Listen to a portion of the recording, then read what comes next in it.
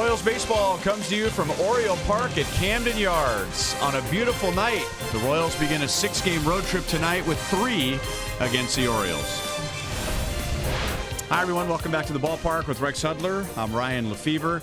The Royals have won 6 of 9. The Orioles have lost 6 in a row. They have the worst record in the American League, and Hud, despite Danny Duffy's problems this year, he has really good career numbers against the Orioles. Yes, he does. And, you know, that's a positive you got to go on. Duffy looking for his first win here this season for his ball club. They're counting on him. But here's what you get. A little dose of positive reality. And this is the facts. Man, he deals against the Orioles. That's what you want. Look at that ERA, under 3, especially in this ballpark. It's a launching pad. The strikeouts, the least amount of walks there. The opponent average, hope it continues. And while the Royals have won 6 of their last 9, coincidentally or not coincidentally, the Royals have really ramped up hitting with Royals and runners in scoring position.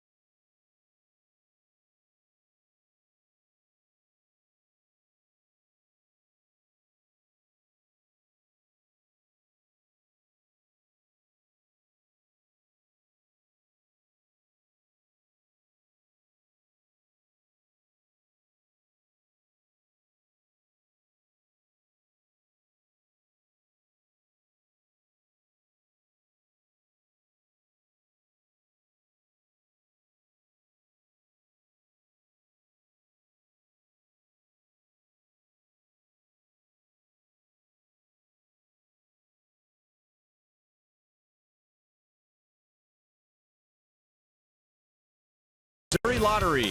Every ticket played gives back to Missouri schools. So play it forward with the Missouri Lottery. And by Chevrolet, the most awarded and fastest growing brand the last 4 years overall. Find yours at your Kansas City area Chevy dealers.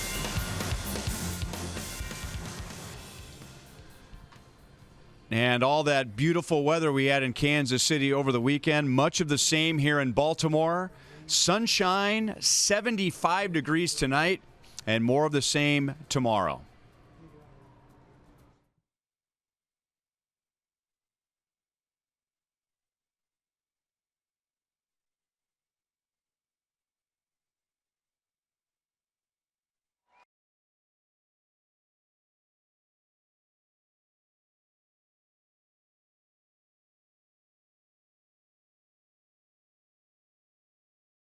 have had a dramatic attendance dip.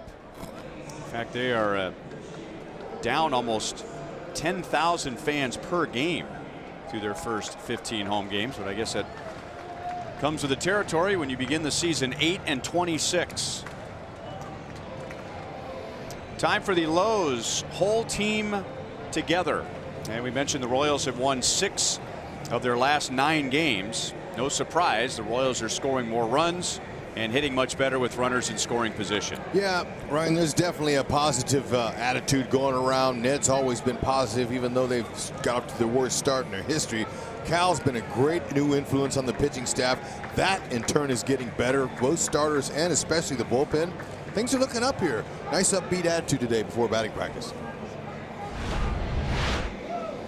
Our GMC Royals batting order tonight: John Jay back in the leadoff spot. Whit Merrifield, who's had some problems this year against right-hand pitching, he'll drop down to the number 6 spot and will be the designated hitter. And Ryan Goins will be at second base tonight. He's very familiar with this ballpark after all those years in this division playing with the Blue Jays.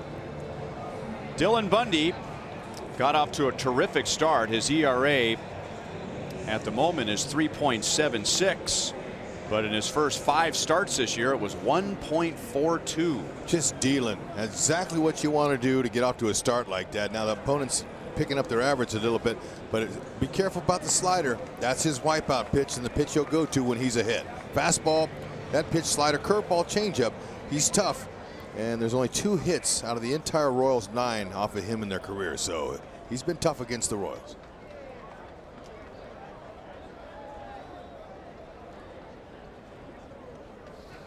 Bundy last year made 2 starts against the Royals and he pitched well. He gave up just 2 earned runs in 14 innings.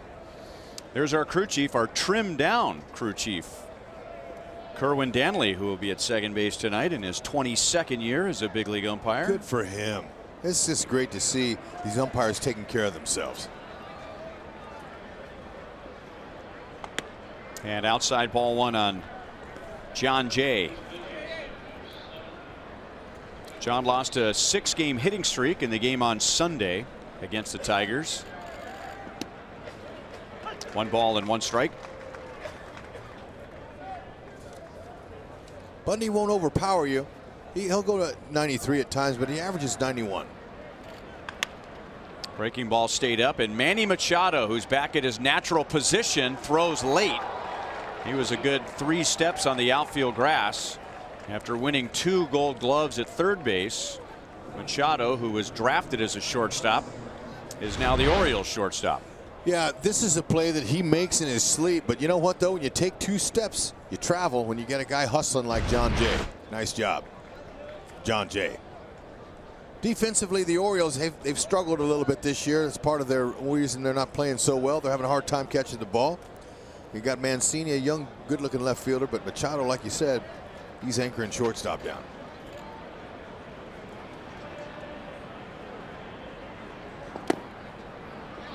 Ball 1 on Jorge Soler. In the game on Saturday, Jorge had a 19-game on-base streak and a 10-game hitting streak snapped, but then he bounced right back on Sunday, going 2 for 3 with a walk. So he was on base 3 more times in that final game with the Tigers. That'll be out of play off to the first base side. Well, that's the pitch he wants to look for, that fastball. Obviously, it's the straighter, the little bit easier it is for a hitter to put it in play, but he's hitting 345 on fastballs.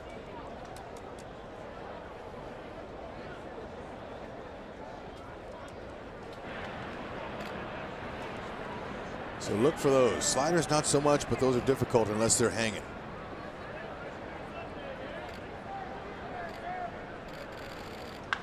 And a fastball is crushed deep to center field, and Jorge Soler has given the Royals a 2-0 lead.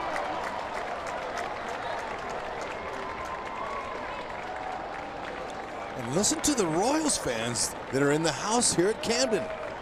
Nicely done. Look for the fastball. Don't miss it. I bet he gets a dose of sliders next time up. And there's the fans coming out of their seat already. Soler after the hustle single infield hit by John Jay. Makes him pay. Wow, that was not a fastball. Excuse me. That was a changeup, and he's only hitting 385 on that pitch. But that was a mistake, and that's what you do as a hitter. Make him pay.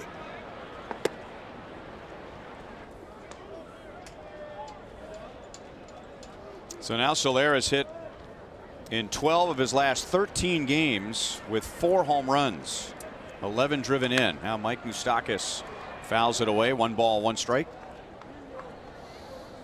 He just has a really good feel for the strike zone right now. I mean, he is swinging at very few bad pitches. You can tell when a hitter is in a zone like that. He just looks comfortable at the plate. He's just like Moose. Moose has always looked comfortable. Going all the way back to last year, Moose's first appearance in spring training, the same. He looked in midseason form. He hasn't changed a bit since. And Bundy is missing with every pitch. That last delivery to Moustakas, Joseph was set up way inside off the plate, and that missed out over the plate.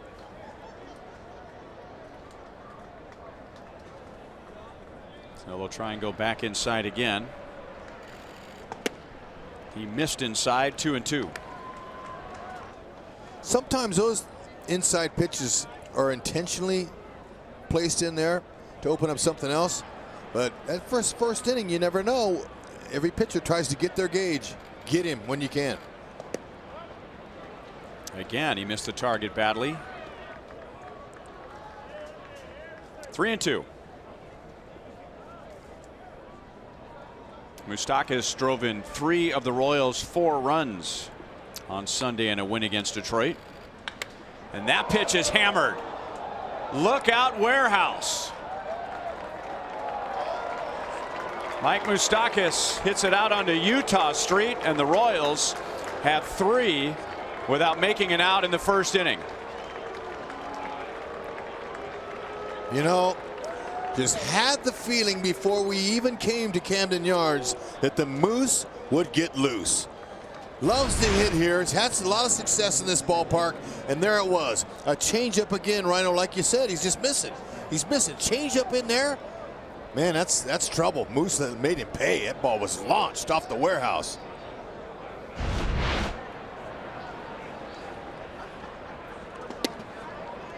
The Royals have lost 7 in a row here at Camden Yards and having a tough time scoring runs here.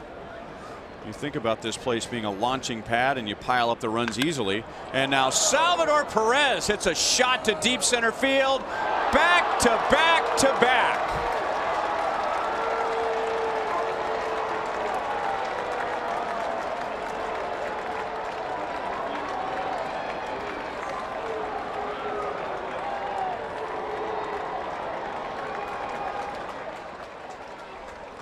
Shocked the house at Camden. Unbelievable outburst in the first inning, taking advantage of Bundy missed pitches. Man, that's another heater. Moose's ball was a heater. Soler's was a change, but Salvi didn't miss that one either. Pilot to Bombardier opened those doors early for the Royals. They're hot.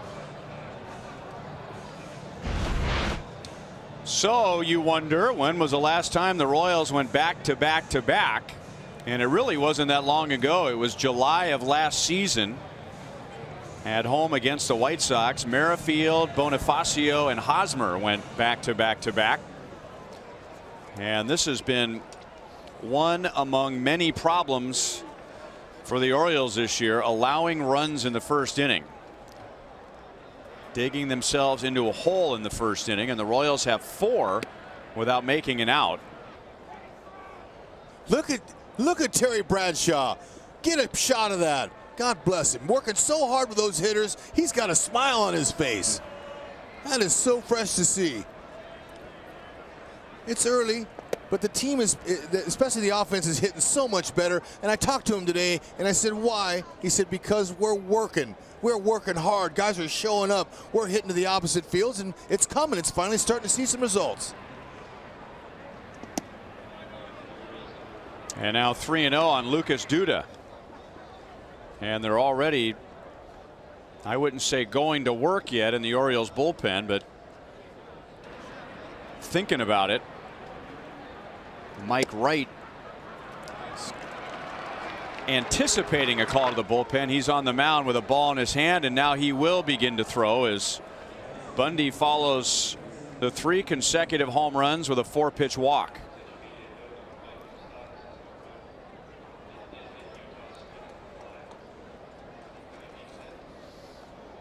With the 4 runs allowed here in the first inning, the Orioles have now allowed 44 runs in the first inning this year. That is far and away the most in the major leagues.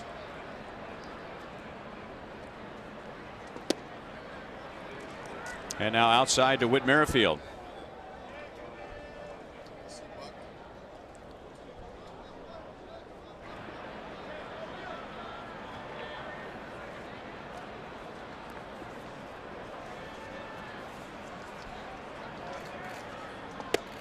Whit taking all the way. 1 ball, 1 strike. Well, that man right there, Buck Showalter, is in his 9th season as an Orioles manager. He has a little indigestion about right now. This is not how he rode up the first day home on a long homestand for them. And it was a long road trip for the Orioles. They were out on the West Coast. They went to play the Angels and the A's, and they lost all 6 games. And then you have to fly all the way back to the East Coast. You have a day off to recharge. And before many fans have even found a seat tonight, the Royals lead 4-0. And you get home on your off day, and the media is not exactly writing good things about your ball club. It's a tough time for the Birds. But the Royals being selective. Look at this at bat here by Whitley. He's waiting for a pitch too, just like his teammates did. Wait for something and drive it.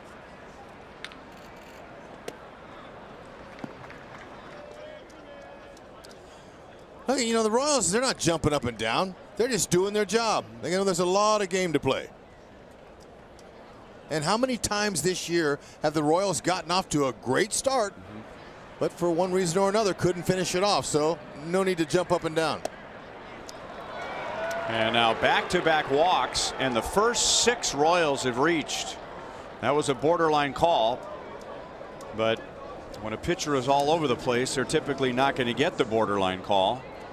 And Carlos Torres felt that that pitch was down. So here's what we were talking about just a few moments ago. Dylan Bundy was as good as anybody in his first 5 starts with a 1.42 ERA and just 1 home run allowed in his first 5 starts. And now 5 home runs in his previous 2. That's before tonight. So he's given up 8 home runs in his last 3 starts, and the Royals with 4 runs still have 2 on and nobody out.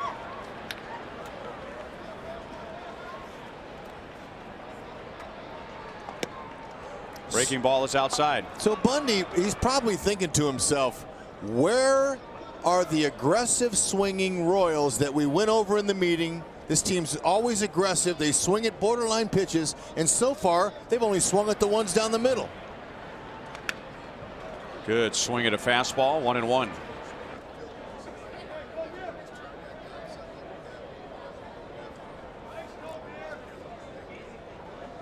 Alex is coming off a couple of days off. He did not play in the game on Sunday, and then yesterday was a scheduled off day.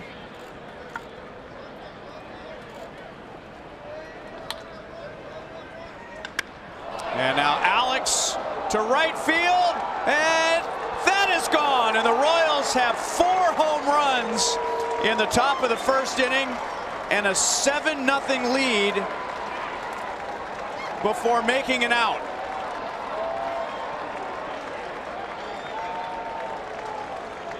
I don't believe I've ever seen a start to a game like this anywhere. Where's it coming from? Look at that young man. He's out of his seat. He's already hoarse, and they haven't even made it out yet. And definitely that is it. Showalter's not waiting anymore. Pass out a set of earplugs. Is this getting loud here at Camden? Royals are the first team in the big leagues this year to hit 4 home runs in an inning, and the Orioles make a Chevy call to the bullpen without recording an out.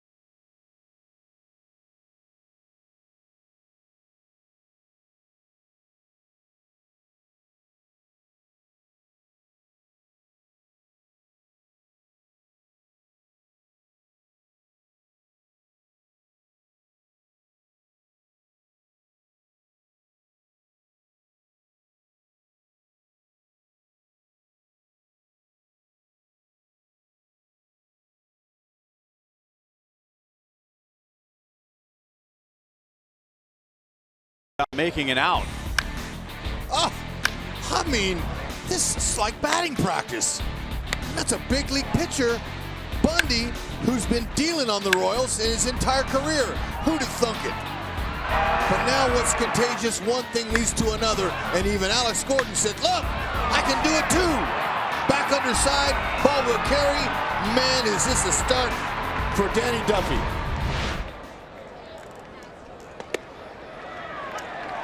And now the Orioles bring in right-hander Mike Wright, and he brings an ERA of almost 8 into the ball game. Escobar's back through the middle, and the first 8 have reached for the Royals.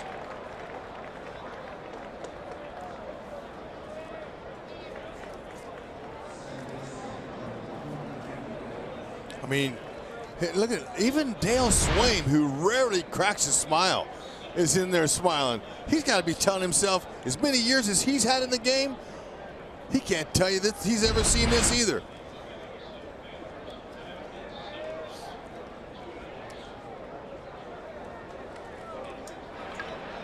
So here's Ryan Goins, the 9th batter to come up in the inning, and nobody has recorded an out. And if he gets on, there will be some mad scrambling, I'm sure, to start looking at baseball history. When was the first time or the last time that the first 9 in a game reached? And he hits it right on the nose, but right to Jones. Wouldn't you know it? The out came on one of the hardest hit balls.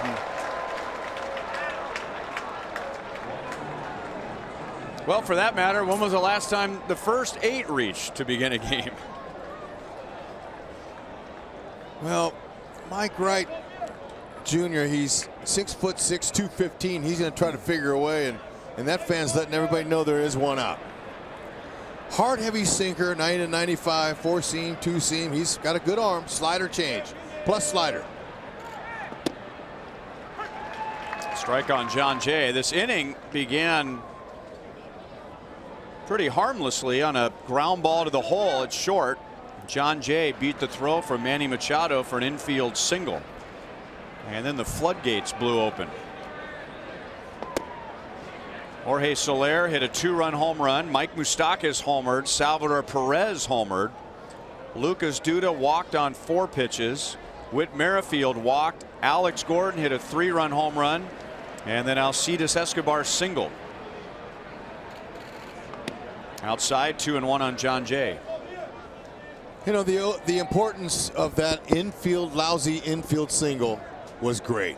To get it, Jay, to get it to the shortstop, really a good shortstop, learning how to play the position with a great arm. He beat it out. That's enough right there to get a rally going. 2-2.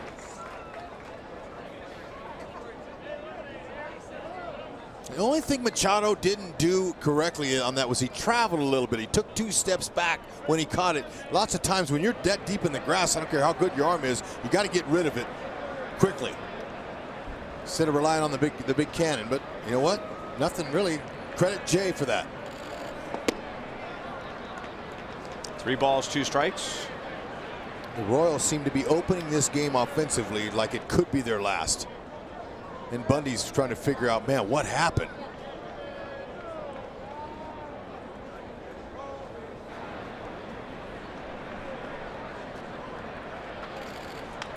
John Jay goes the other way.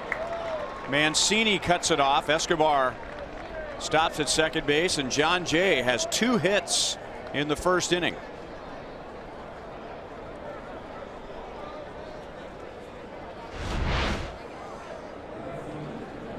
Perfectly done.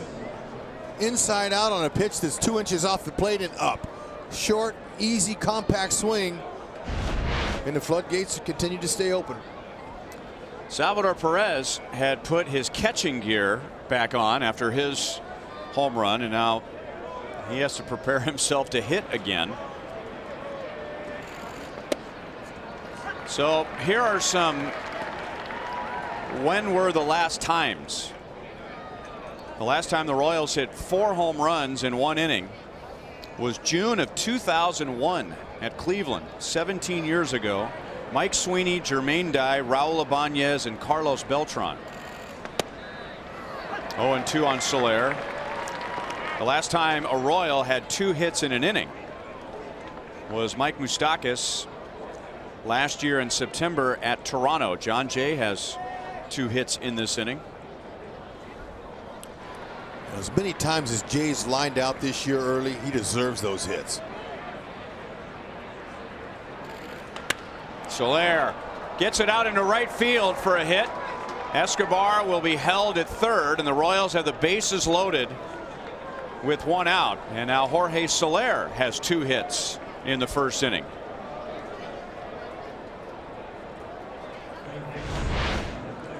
Now, look at that. That's a little piece of 2-strike hit in there. You see how he gave it up?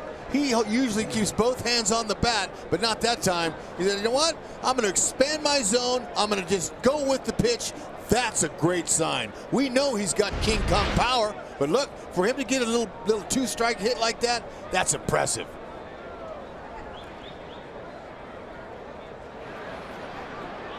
And now Mike Moustakas with the bases loaded, 1 out. He does have a grand slam in his career here.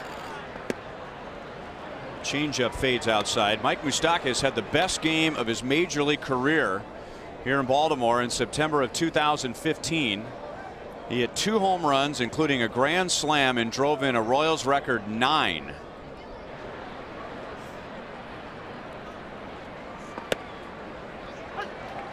One ball, 1 strike. Well, let's take a look on StatCast to show you Moose's bomb.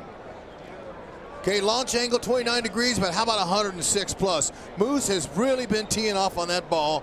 Most of his shots are all squared up. Him and Machado are second in baseball with hardest hit at 95 plus. And I was just going to say that the short launching pad in left field is reachable for Moose, so he doesn't have to pull a home run, although we know he loves to pull his shots. With 2 strikes here, you know, don't be afraid to go that way. But I think he's not thinking homer. He just wants to keep the line moving.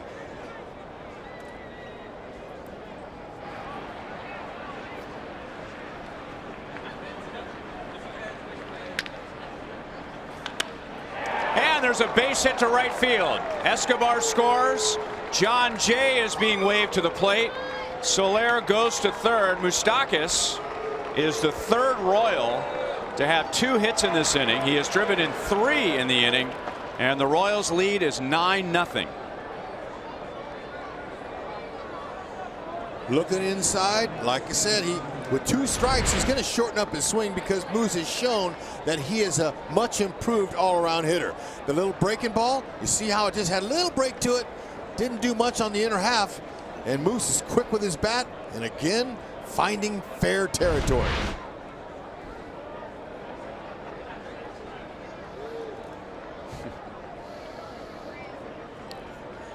You want run support? You got run support, Danny Duffy.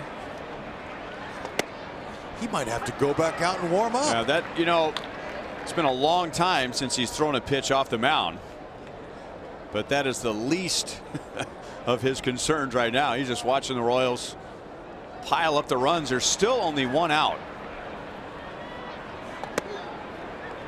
1-1 on Salvi. He hit the 3rd consecutive home run after John Jay opened the game with an infield single. Soler homered, Moustakas homered, and then Salvi homered. 3 batters later, Alex Gordon homered.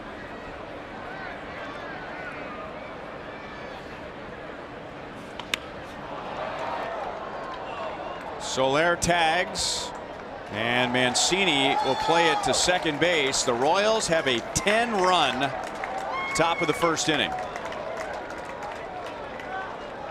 Again, a Royals hitter early on in his 2nd at bat of the 1st inning doing his job. Hey, you know, he had an uppercut swing there. He's trying to measure it up. Mancini, he has a good arm. He's got 3 outfield assists this year, but it was just too deep to even attempt to get Soler. So look, doing the job is making Terry Bradshaw, the hitting coach, the happiest poppy around for a hitting coach.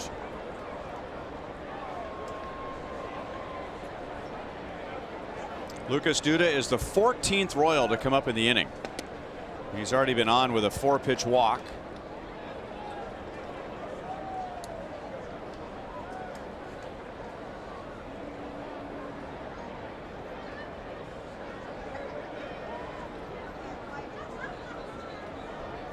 Three of these runs, by the way, have been charged to Mike Wright.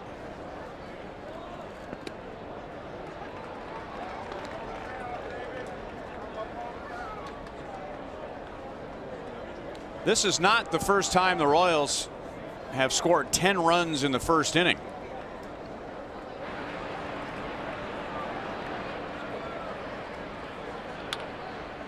Now Duda with a ground ball to shallow right. Jonathan Scope, just off the disabled list, throws out Duda. It was a noisy 1st inning for the Royals.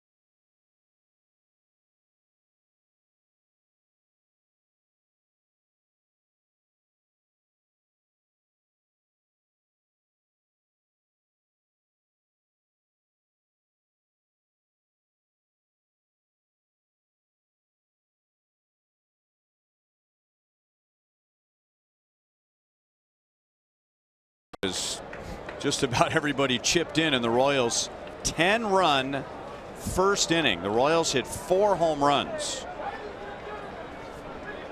And now Danny Duffy goes to work with a huge lead, and ball one to Trey Mancini.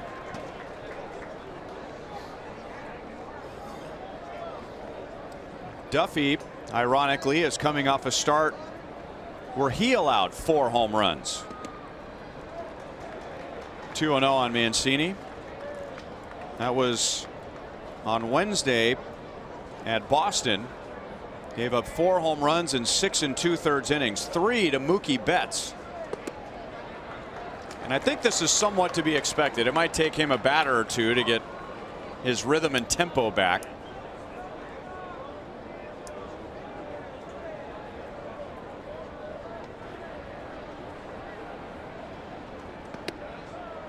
Three and one on Trey Mancini. Yep. Very unusual offensive outburst for Duffy. Just wants to go out there and pitch now. Be comfortable from that stretch. And something that he's missed the last few starts. He's been gone from the windup ever since he thought that he's tipping his pitches, and he's back to being comfortable, and that's all that matters.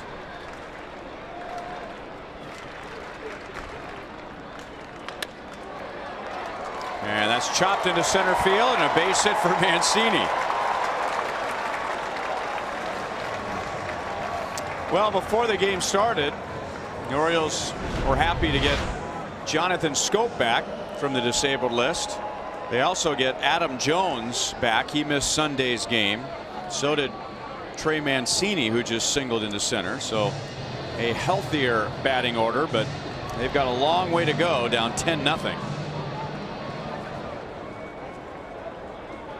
Jones had been hit on his right wrist by a pitch on Saturday, so was out of the game Sunday.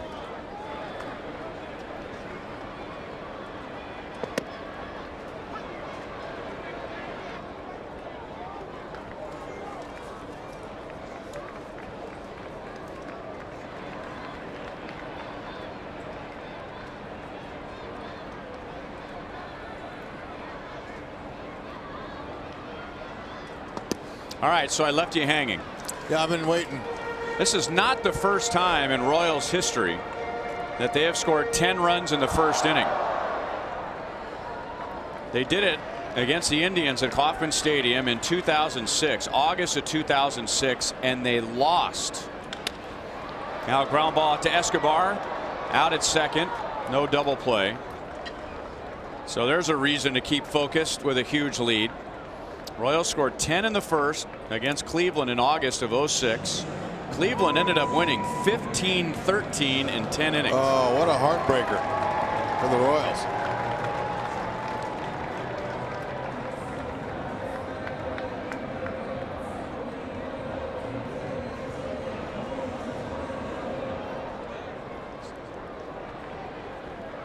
And now Manny Machado.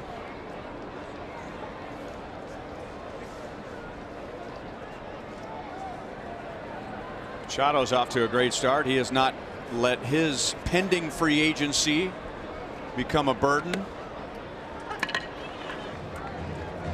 Machado is 4th in the league with that batting average, tied for 6th with 9 home runs, tied for 5th in the league with 27 RBIs. 1 ball, 1 strike. Yeah, that's a nice pitch for Duffy. Come inside, knock him off the plate, don't let him get too comfortable, and it's good to see Duffy throwing some 94. Now come soft away with a changeup right here. Oh, that's exactly where you want to put it. Didn't get the call, but that's right where you want to put it after that inside heater. Good job. They don't pitch inside enough, in my opinion, just because too many hitters are comfortable in today's game. Nicely done. And I think that Duffy is a lot more deceptive from the stretch than he is from the windup, because he's able to slide step and lift his leg. He has 2 different looks for the hitter, and he throws every pitch from that set position.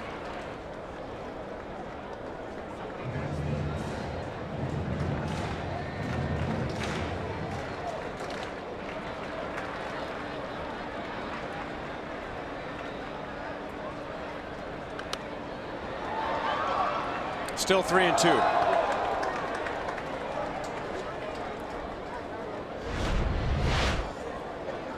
The forward around the horn, Royals defense. John Jay in left field, Alex Gordon in center. Jorge Soler in right. At first base is Duda. Goins is getting the start at second. Eski Moose and Salvador Perez is behind the plate.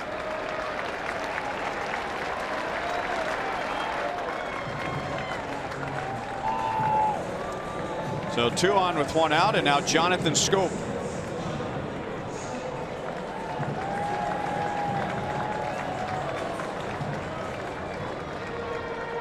He had been on the disabled list since April 14th with a right oblique strain. The Orioles still have their closer, Zach Britton, on the DL. He had Achilles surgery during the offseason, and Tim Beckham is out with a left groin strain. And this is a big bat in the Orioles lineup. He's coming off back-to-back career years. And he had an excellent spring.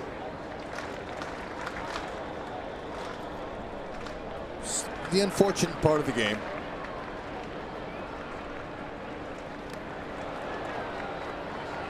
One and one.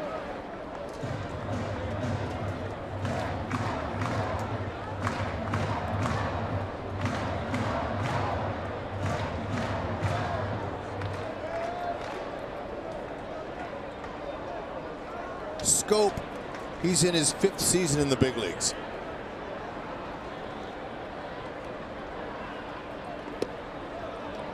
Good location. Schoop wouldn't go for it.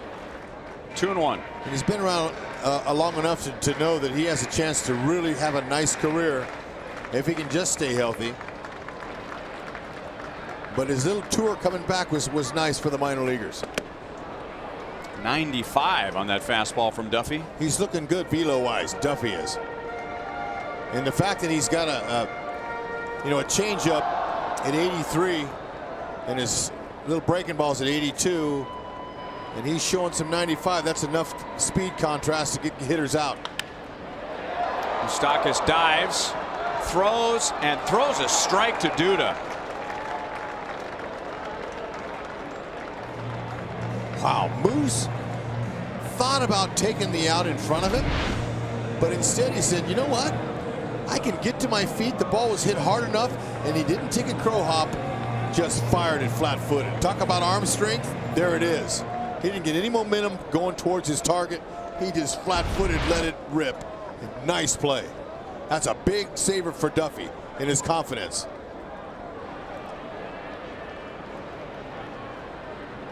So it's Mark Trumbo with runners at second and third and 2 down. And this is another Orioles bat that has spent time on the disabled list. So he is without a home run so far and has driven in just 1. He started the season on the DL with a right quad injury.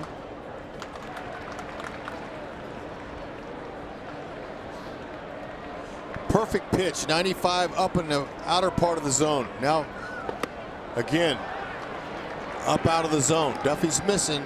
Trumbo knows the heater's coming and he can't catch it. I think a lot of that has to do with what I said. From the stretch position, he's more deceptive. I'll never forget what Evan Longoria told me the night after Duffy punched out 19 Rays. 16. Excuse me. I thought 19 sounded better, but thanks for helping me there. It's deceptive. It's hard to hit. That looked like an injured man swinging the bat there against Duffy.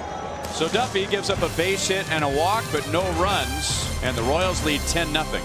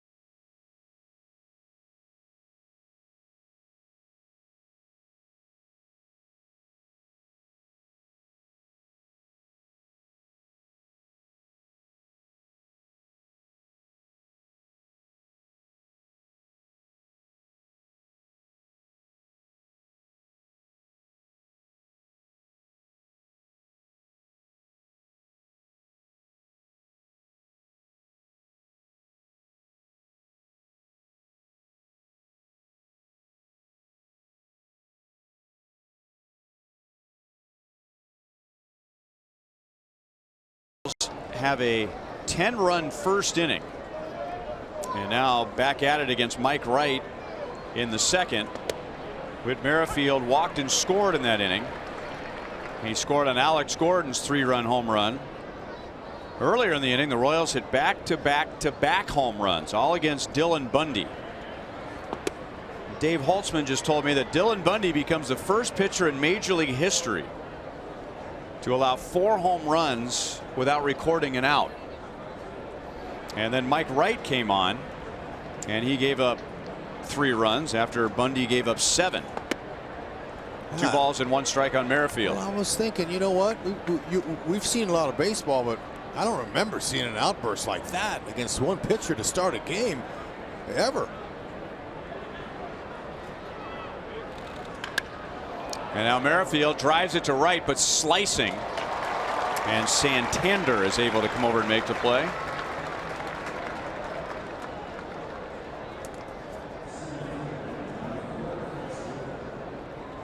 And now Alex Gordon.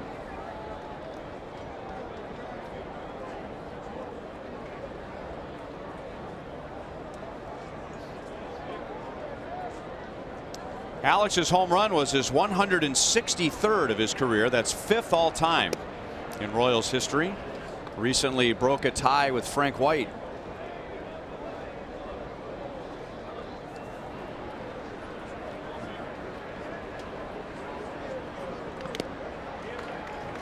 One ball, 1 strike. So Alex at the moment is hitting .297. He's having a lot more success this year against the fastball. Here's our Kubota power stats. Last year Alex hit .224 against fastballs. This year .344. 1-2. Well, it's because the way he struggled the last 2 seasons, he had a hard time putting those in play. He would pull them, and on the ground they were easy outs. So he's going to get a steady dose of those until he shows the league that he can hit them again. And I guarantee you, the league will start adjusting.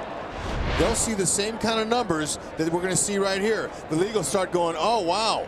Yeah, that's some exit velo at 96. Tells me he put an easy swing on it, but had some nice launch angle, and he's hitting those again. So we're going to have to start pitching him differently. That's what happens the way this game evolves. And he has a base hit into center field.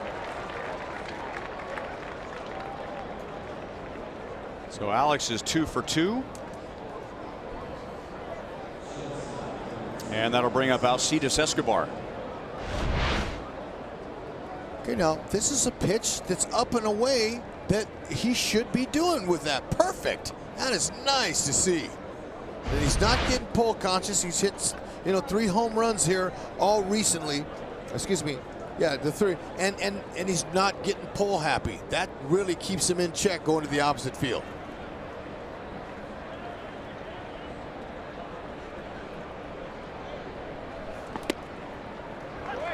Slider for a strike to Escobar.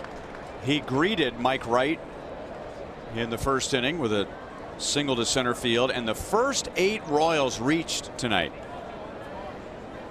Baltimore did not get an out until Ryan Goins lined to center field. He's the number 9 hitter. And then the next 3 reached. Jay, Soler, and Moustakas all had 2 hits in the inning.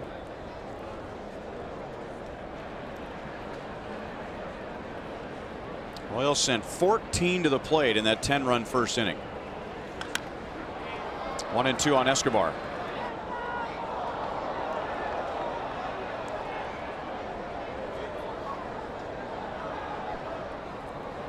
Well, that's one of the things that Terry Bradshaw, first-year Royals hitting coach, is talking about when he was telling me they've been working. And I said, what specifically are you working on? And he said, shortening up the swing and going to the opposite field. 2-2. And to see that smile he had on his face was the first time in game we've seen him smile all season long. In game. Now he's a happy-go-lucky guy off the field and out of work, like a lot of us are. But in between the lines and at work, it's serious business for these guys, especially the Royals' worst start they've had in a long time It's going to weigh on you when you're a first-year guy. 2 down.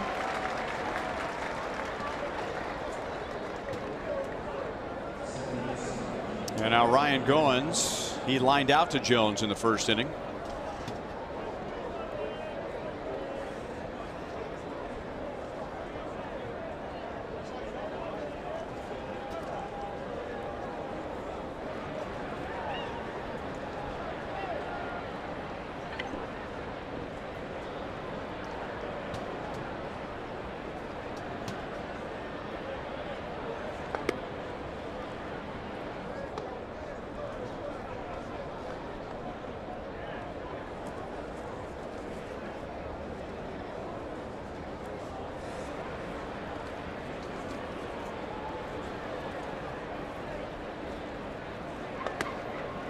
Two and 0.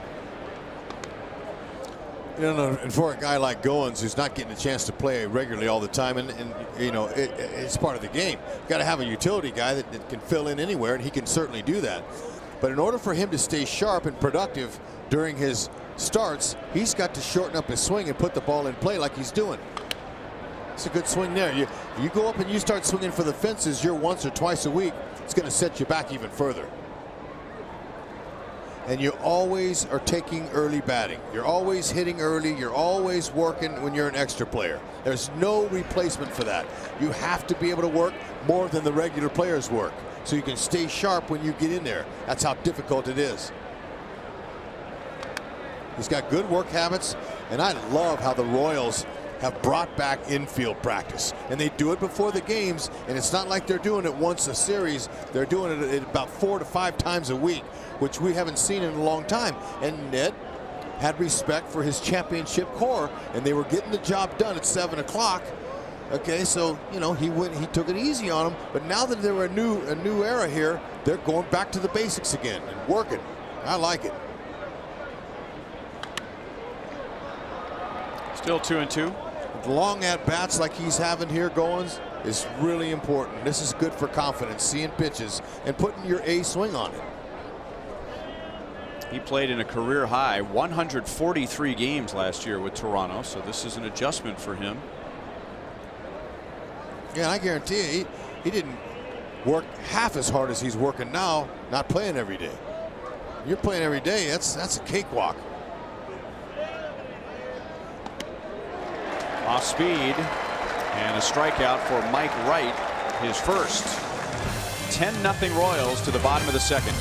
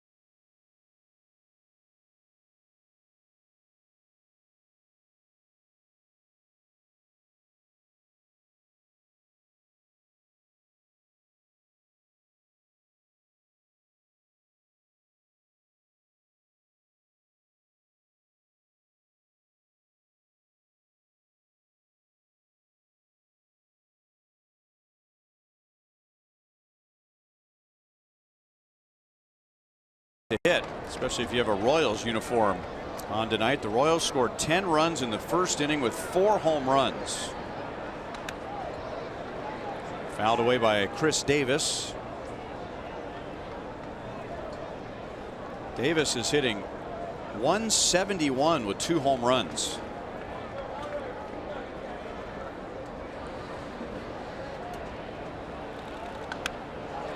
Davis, if you go back to 2012, he has the second most home runs in the major leagues. Only Edwin Encarnacion has more.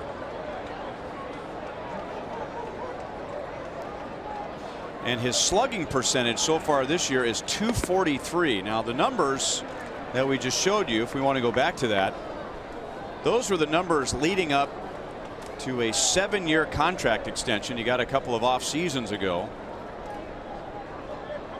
And I don't know if he's put any added pressure on himself or what. He's proving those numbers wrong there with that swing on a 1-2 pitch. But for the most part, it's been a struggle for Chris Davis. And that is home run number 3 to make it a 10-1 game.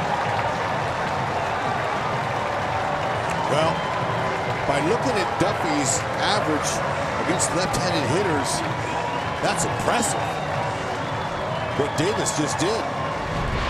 Hit a home run off Danny Duffy.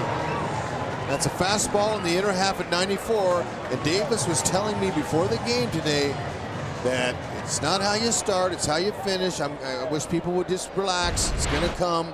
I feel good. I'm healthy. Things are going to happen. And that's what Ned talks about, track record. If you've done it once, you're going to do it again. That guy has 3 home run balls already. Seriously? Wow. Well, he's a Bundy fan.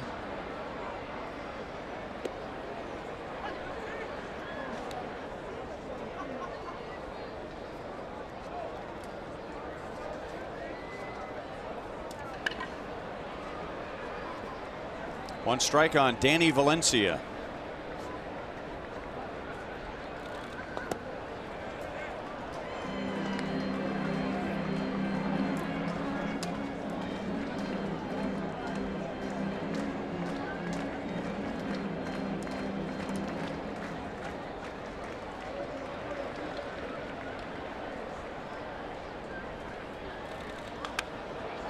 Valencia is getting some playing time because of another Orioles injury. Our University of Kansas Health System injury report update.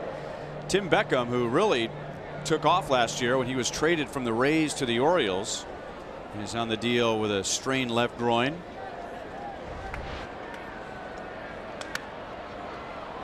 That may have cracked Valencia's bat, and it's back into the 6th row, and a nice catch by an Orioles fan.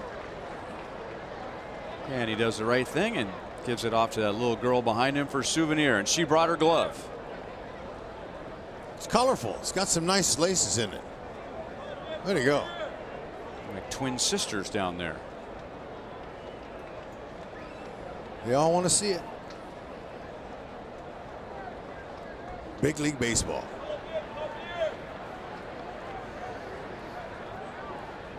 Valencia's not going to get anything straight.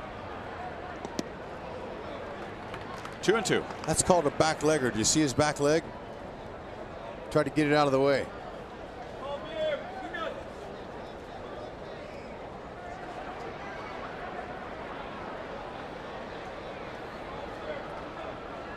He just moved Moose back. Salvi did.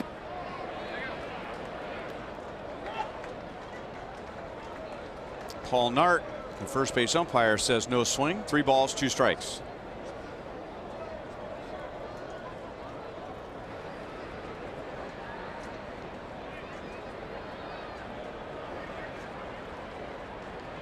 Okay, 2 breaking balls in a row. Fastball, predictable, but he missed it. 1 out. Okay, that's what a hitter's looking for after a couple of breakers in a row, and you got a fastball like his now, and he's looking at Salvi saying, you know what, I got lucked out there. You can't miss in the middle with that pitch. That's one of the reasons why right-handers have really been having their way on Duffy early this season. He's missing in the middle of the plate with his pitches. It's not, there's no stuff issue. He's got plenty of stuff, and stuff equates to hard fastball, breaking ball, change stuff. Guy that can throw hard. It's just location. A little bit outside to Anthony Santander, who's a Rule 5 pick for the Orioles this past off season from the Indians organization. 2-0. You know, and we're seeing an awful lot of 94s, 95s. Okay, 92, 93 is what Duffy was early in the year. And I like him better from the stretch because of the reasons I've told you about already, how tough it is for the hitters to be able to pick him up. But I just think he's throwing harder now. I don't know if that's the reason. When we had Monty in our booth at home, he was talking about when in his career, the pitching coach had him go from the windup and the stretch, and the velocity was the same on the gun. But to me, it seems like he's throwing even harder. Monty even said that when he would get to his balance point, so the point where the front leg comes up to its highest point, Monty would just freeze in that position and then throw from there, and there really wasn't any drop in velocity. So the velocity's there, the control is not quite there, and Duffy snaps at that throw back from Salvador Perez as Santander walks with one out. We can already identify our Pepsi fan of the game, who ended up with that souvenir on the home run for Moustakas, that souvenir on the home run from Alex Gordon, and that one on the home run from Chris Davis. I think he's fired up. And that was before we're through 2 innings tonight. See, a game will do it to you, and especially when you catch a home run ball.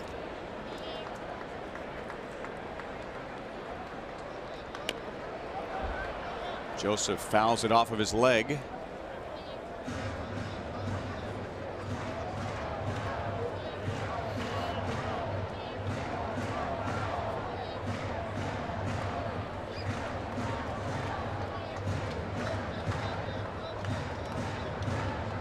Major league pitcher doesn't normally have the luxury of working through some kinks in the middle of the game. But Danny Duffy does tonight with a 10-1 lead. He's not right yet tonight, but he's got some room for error. I mean, that's a great point. Think about it. No stressful pitches, no holding your breath. Oh, I got to make this pitch here, like most of his starts have been this year. But the Royals offense is not supplied with the pitching staff with a lot of run support. But he's got to love this right now. Yeah, nicely done. That's his second strikeout. No stress is good.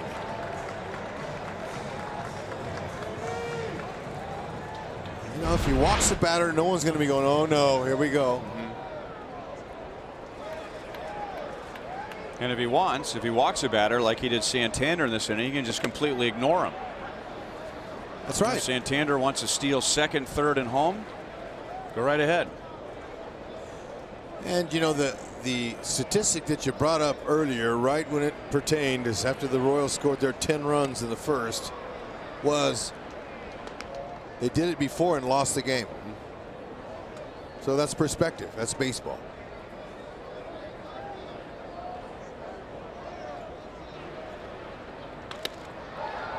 Poked out into shallow center field, and Alex Gordon makes a running play. So Davis homers to begin the inning, and the Orioles get their first run.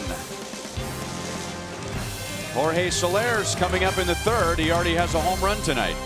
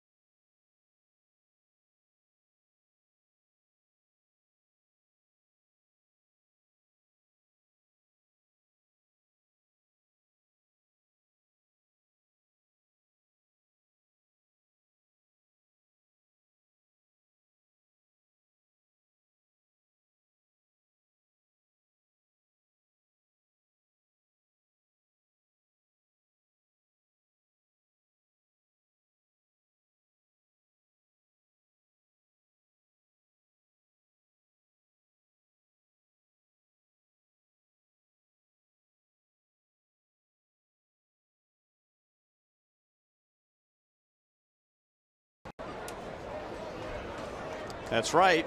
10-1 Royals to the top of the third inning. If the Royals hit a triple in tonight's game, the Kansas City Honda dealers will make a $1,000 donation to the KC Urban Youth Academy. And not only do the Royals have 10 runs tonight, they scored 10 runs in the first inning. John Jay had 2 hits in that first inning, and now he rolls it out to Machado. So John is 2 out of 3. He scored twice in the first inning. Jorge Soler coming up scored twice and drove in 2. Mike Moustakas had 2 hits, drove in 3. Salvador Perez drove in 2. Alex Gordon drove in 3. Soler hit a 2-run home run to center field against Dylan Bundy. Statcast, what will we do without that? Huh? Look at that. I know you folks want to see the launch angle, but how about 420 feet and he didn't even get it all. Got tied up on that pitch, and Mancini had to put it into an extra gear. Jones gave up on it, and so Soler is the second out. Mike Moustakas is coming up, and let's go to Joel. And Ryan, he will forever have a plaque out here on Utah Street, because anyone that homers to Utah Street gets a little baseball plaque out there. And the only other Royal to have ever done it was Alex Gordon, July 1st, 2008. I know you remember it, Ryan. I do. Rodimus Liz was the pitcher that day. It was the first of Alex's 9 career home runs here at Camden. And Orioles pitchers needed that. A quick 1-2-3 third inning. There it is. Mike Moustakas will have one pretty soon out there after his first inning home run.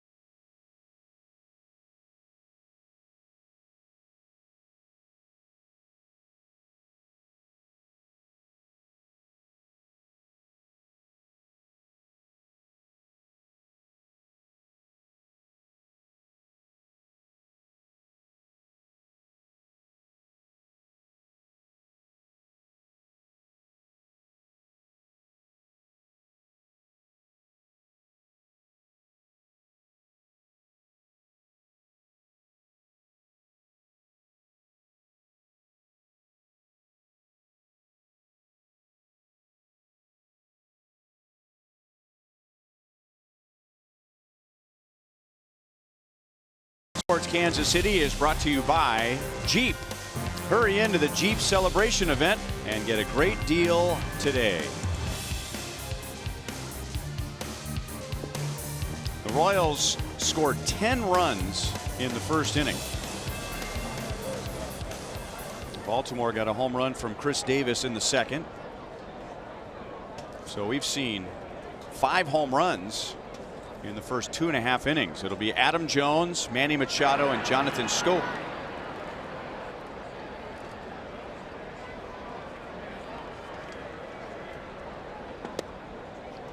Changeup catches the bottom of the strike zone. Jones reached on a fielder's choice in the first inning.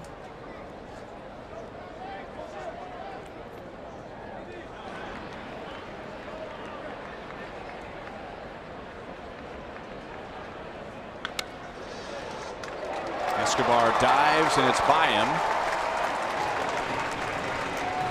So Jones is on to begin the third inning. The Orioles are going through this year what the Royals went through last year. They have a lot of big names that are going to be free agents. Adam Jones is one of them. Manny Machado, Zach Britton. And Jones has had a heck of a career here in Baltimore. Sure has, and he's a class act too. I love what the guy does off the field for others and working in the community. It's really special. He is the longest tenured Royal on this, or excuse me, Oriole. He's in his 11th season, and believe me, he's done a lot in those 11 years, not for just them on the field, but off as well, like I said.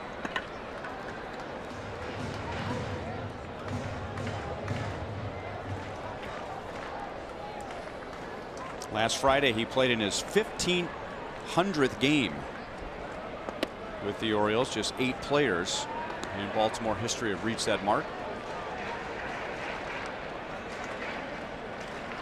Machado walked in the first inning against Duffy.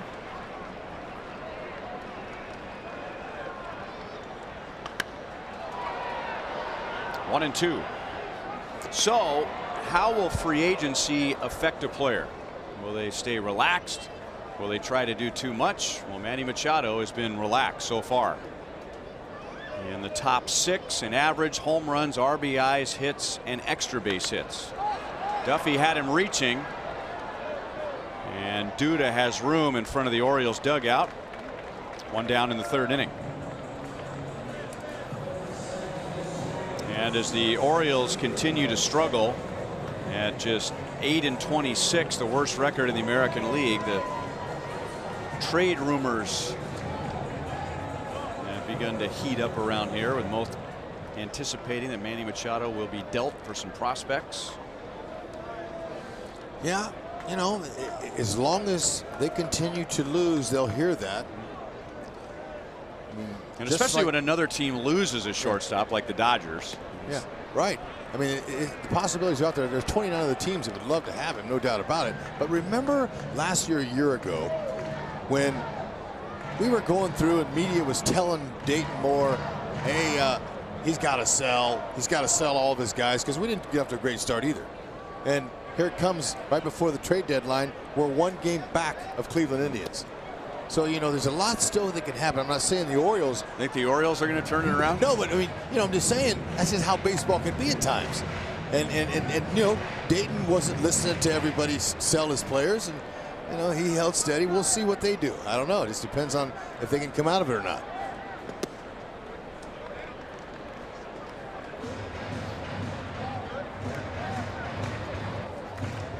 They can turn things around. To what degree, I don't know, but they are already 17 games back in the East. Yeah, and it's totally different. I mean, see, the Centrals, there's nobody running away with it. So, you know, therefore the Royals are in it. But, you know, this is a tough division here, no doubt about it.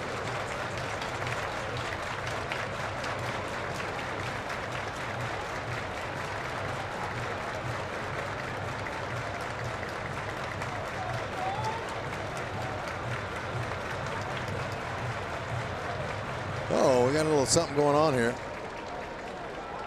Maybe there's a sliver of Scope's bat came off. I hope it didn't get in his eye. That's not good. I mean, you know, you see trainers come out to, or athletic trainers to put some drops in for dirt, you know, and it's kicked up, but man, not for a splinter. You sure hope not. For Carlos Torres.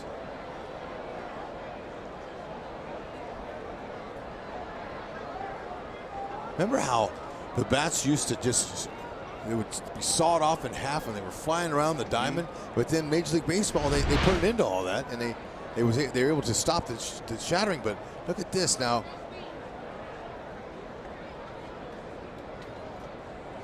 Something, look at him, he something got in his eye, but he's getting back out there.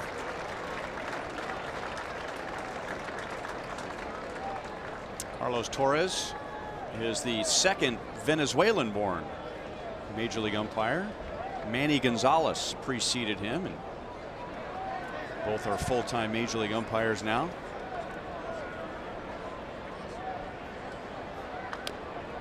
Still 1-2 on Scope.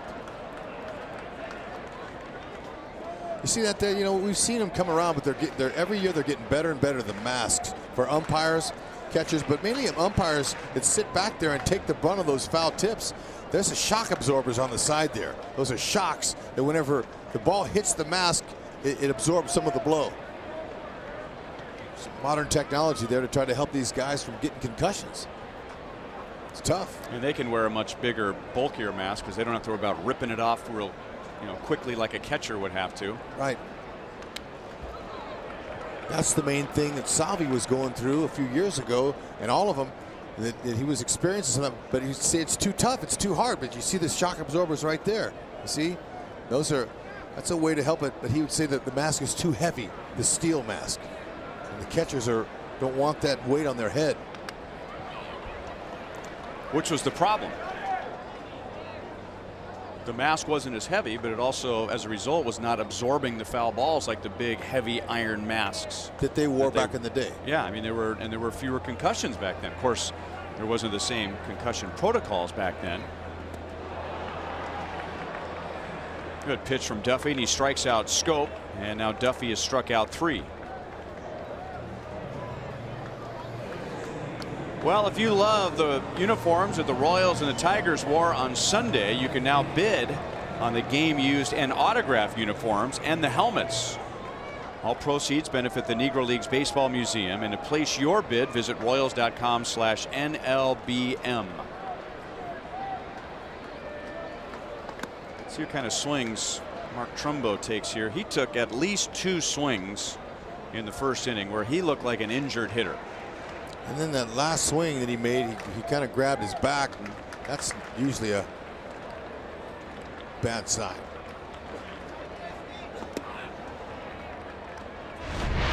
He looked very uncomfortable. Watch this last swing.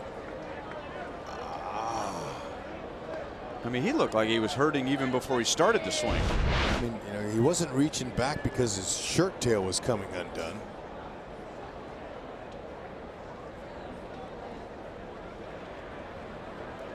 So you maybe stay with the high fastball.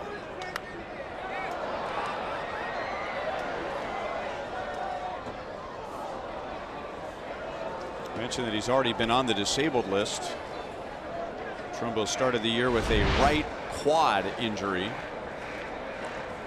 Still wasn't comfortable looking. Looks like he's feeling for the ball. Yep. Instead of just letting it rip.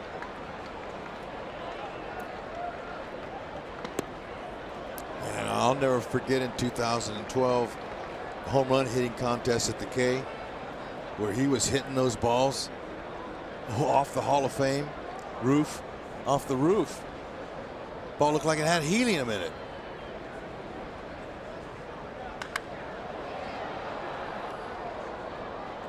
Goins is out, and Soler comes in to make the play. I'll always remember that he was in the home run hitting contest instead of Billy Butler, but that's another conversation.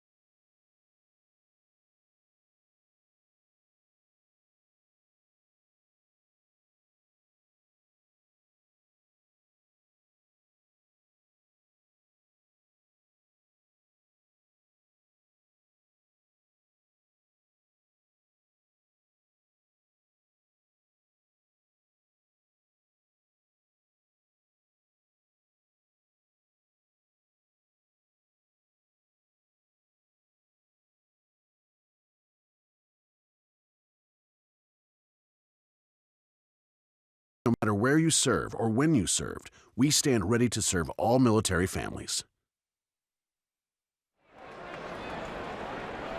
10-1 Royals to the top of the 4th inning. The Royals scored all 10 in the 1st inning, knocking out Dylan Bundy before he recorded an out.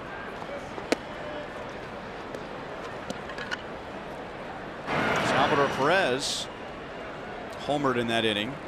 It was a back-to-back-to-back home run for the Royals. Soler, Moustakas, and then Salvi, and then 3 batters later Alex Gordon homered. And Dylan Bundy became the first pitcher in Major League history to allow 4 home runs in an inning without recording an out.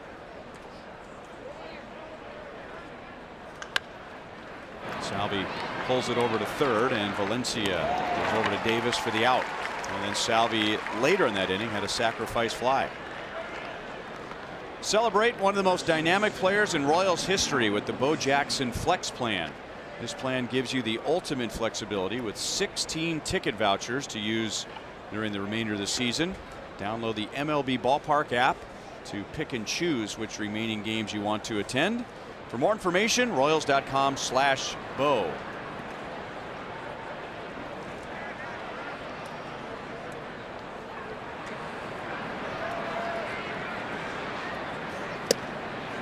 One on Lucas Duda. He walked and scored and grounded out in that 1st inning.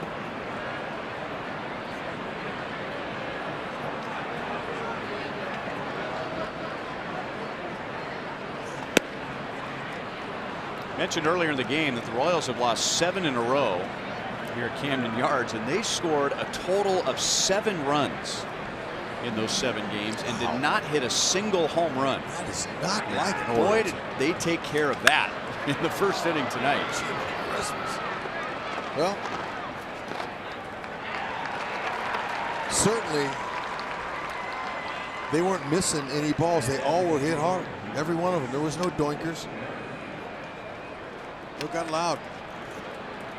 It's a sound that Terry Bradshaw's been waiting to hear in any part of the game, let alone the 1st. Bundy had to be shell-shocked.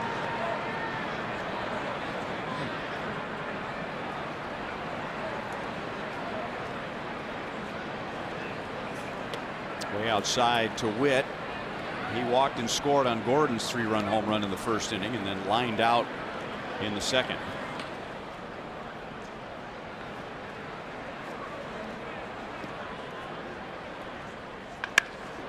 Base hit left field. Jumped on a hanging slider. And Witt is on with 2 down.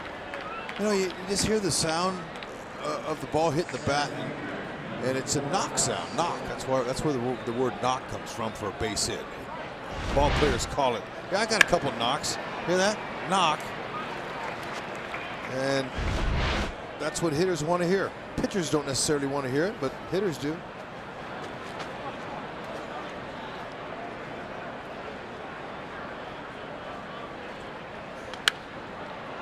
Fouled away by Alex.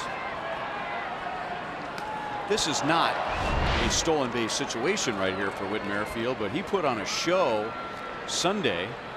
Our Toyota League leaders. He stole 3 bases. So now he has 7, which is tied for 4th in the American League after leading the league last year. And that was not long after he received the Cool Papa Bell award from the Negro Leagues Baseball Museum for leading his league in stolen bases. And as we were discussing with Bob Kendrick when he was in the booth with us, maybe he had a little extra inspiration after winning that award. Yep. I didn't get a chance to talk to him today about that, receiving it, but I know it was special to him. Joel talked to him. But look, to be able to perform like that on the day he got that award, I know it was hand in hand. Buck O'Neill, Cool Papa Bell, they were all watching and had big grins on their faces. And we're thrilled with Whitley.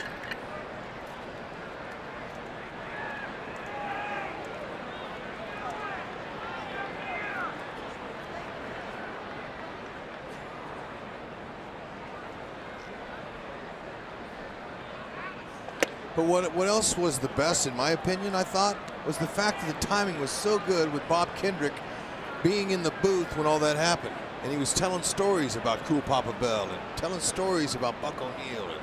And we were showing him, and the inning went so long, and all those runs were scored with 2 outs. That was one of the greatest innings of the year. And you can hear him tell stories the whole game and all year. I mean, but that was really cool, the timing of that whole thing. One of my favorite descriptions of a player is cool Papa Bell and his speed. And they used to say, I think it was his teammate Josh Gibson who said, cool Papa was so fast he could flip the light switch and be in bed before the lights went out. Alex goes the other way. It's just 333 up the line, but Mancini runs it down in the corner. So the Royals are down in the 4th inning. There's Witt getting the award from Bob Kendrick before the game on Sunday.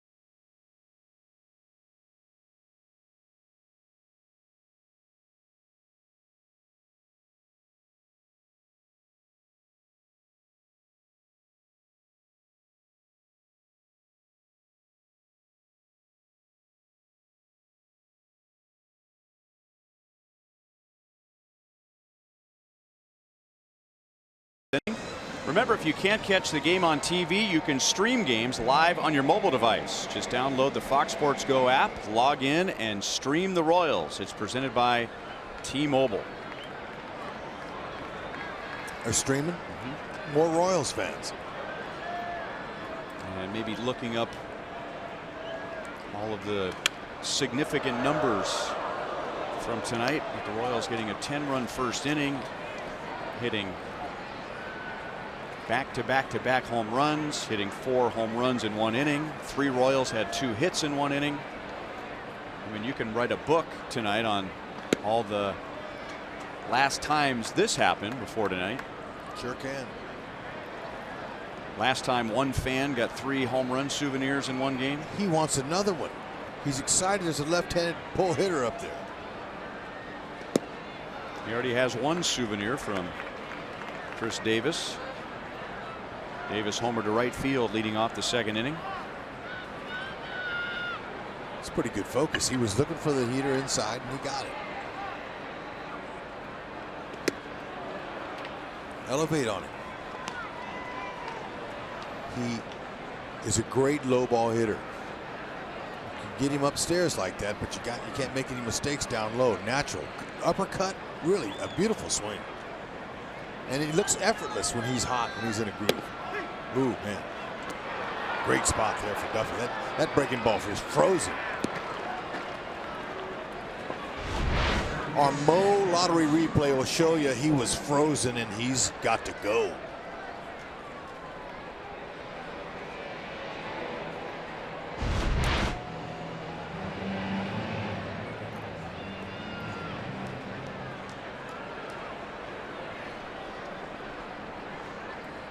And now Danny will get Valencia, who flied out to left field in the 2nd inning. I remember asking Duffy about going back to the full windup a few starts ago. Now, he's been pitching out of the windup his whole life, but it had been 2 years since he pitched out of the windup.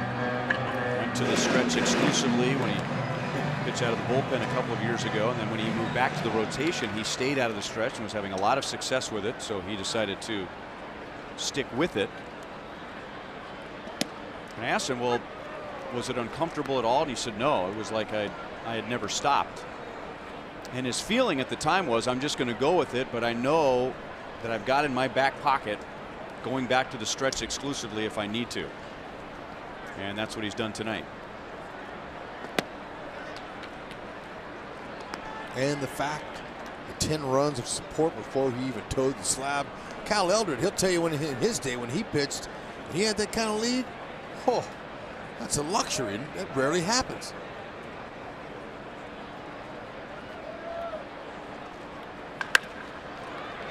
Moustakas got a glove on it. And Valencia will be on with an infield single.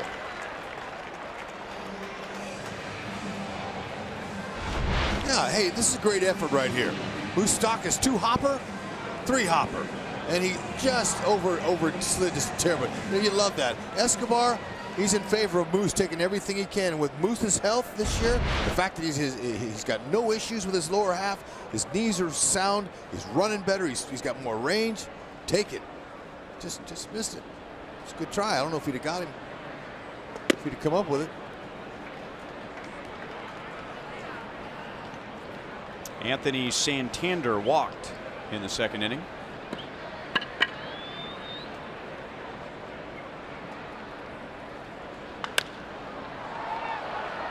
Shallow center field. Alex's first step was back, but he has plenty of time to get underneath and make the play. 2 down.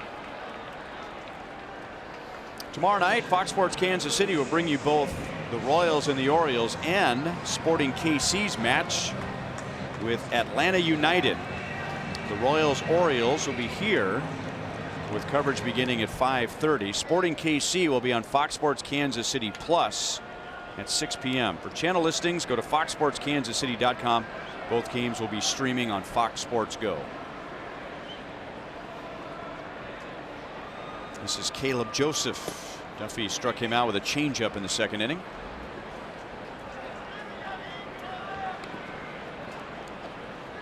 Duffy's in his 7th year as a major leaguer. And to be able to have watched him from when he first started towing the slab, and remember how he was really nervous. He was a little bit, it was tough to get his breath. He jumped around, you know, just to see how he's matured as a player. It's really neat to see as these guys evolve. If you're a fan base and you get a chance to watch a player develop from his early rookie season into deep into his career, that's pretty special. Joseph hits it into right center field. That'll get Valencia to third. On Sunday, and you were in there, Ned Yost was meeting with the media as he does before every game, and you and I sit in on those conversations, and the topic of Jacob Junas's composure came up, and Ned made an interesting point. He said, you know, it just depends on the player's personality, and I think we give too much credit to the players that are calm and composed on the mound. But if that's not his personality, I mean, that's not going to work for him. And as Danny was finding himself as a major leaguer, he's not Jacob Junis. Jacob is calm all the time, but Danny is a little more high strung, a little more energetic. Right. And he tried for a period of his career to be calm and collected off the mound and walk very slowly to the mound in between innings, walk off the mound. It just wasn't who he was. Right. I think of Luke Hochevar, who went through that as well when he was a starter. He tried to be very calm on the mound, and it just wasn't him. And then he went to the bullpen, and he could kind of be the, you know, passionate, high energy guy that he was, and turned out to be an elite reliever. And the winner of the Game 5 World Series. So Duffy's been able, as he's matured, to be that emotional guy on the mound, but not let it get in the way of him executing his pitches. See how he quick pitched him there? Got him off balance. And Danny's allowed just 1 run in his 4 innings. The Royals are leading big at Camden Yards tonight.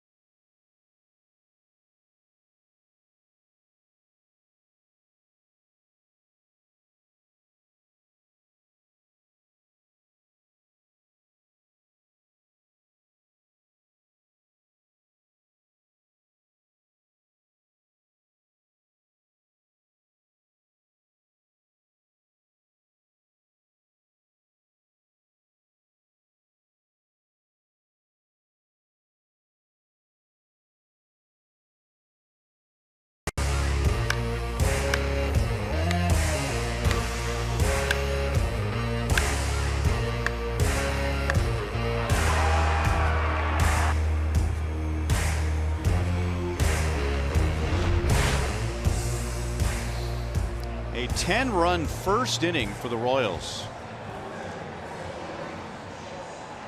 Royals hit 4 home runs in that inning. They have won 3 of their last 4. They have won 6 of their last 9, and now on their way to ending a 7-game losing streak here in Baltimore. And that proud Royals fan with a Bo Jackson jersey on is not embarrassed about showing his Royals pride tonight with a big lead. No, matter of fact, he's out of his seat and in the aisle, dancing around, having fun. That's the way it should be at the ballpark. And with Esky digging in, you can see a lot of blue T-shirts and sweatshirts behind him. And look at the smiles they got on their faces. That is a decked out fan. He's got a jersey on. His face is painted. He has Royals colored Mardi Gras beads. He has Royals shorts on with some white leggings. A Royals. He's got Royals bracelets on each wrist. Let's not forget about the strut. When you're dressed like that, you got to have a strut, and he did. I liked it. Especially that 10-run first. Escobar singled and scored in that 10-run first inning. He is 1 for 2. In the air to shallow right. Jonathan Scope glides out from second base, and there's one away in the 5th inning. Summer vacation is right around the corner, and we hope to see the kids at Kauffman Stadium. So deck them out with a great deal from Slugger's Blue Crew. Membership includes a Blue Crew jersey, a flat bill cap, a drawstring bag, 2 compression sleeves, 2 home game ticket vouchers, and more for just $30. And you can sign them up right now at Royals.com/Blue Crew. And they can be sitting just like that young guy with his jersey and cap on. Except he didn't have a flat bill cap. He prefers to have a little bit of a roll to the top of it. But look, he's keeping a book or scorecard or something. He's got his pen in his hand there. He's, learning how to keep score. Dad's teaching him. What a thought. Getting a little pine tar or Vaseline off the bill of his cap before the next pitch. That's right. Nothing better. Look at father and son at a ball game.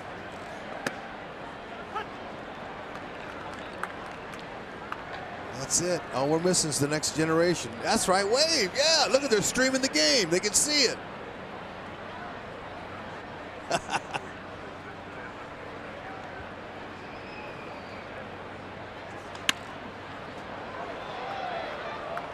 Off the extended netting up the third base line.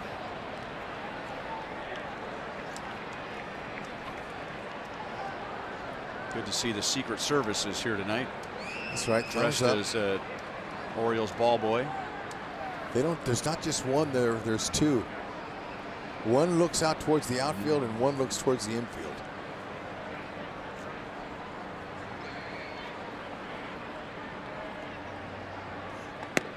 You can't see from that angle, but he has a bazooka with him back there.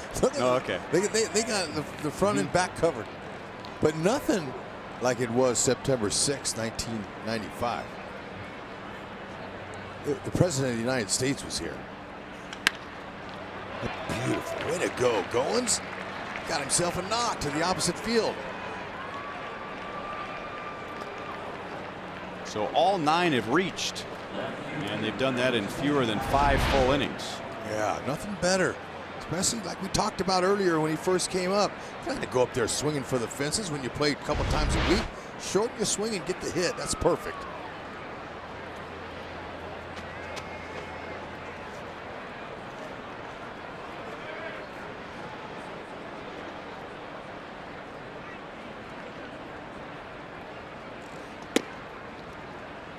Inside on John Jay. He had 2 hits and 2 runs scored in that 10-run first inning.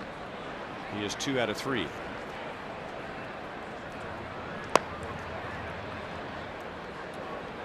That is Pedro Araujo. Okay.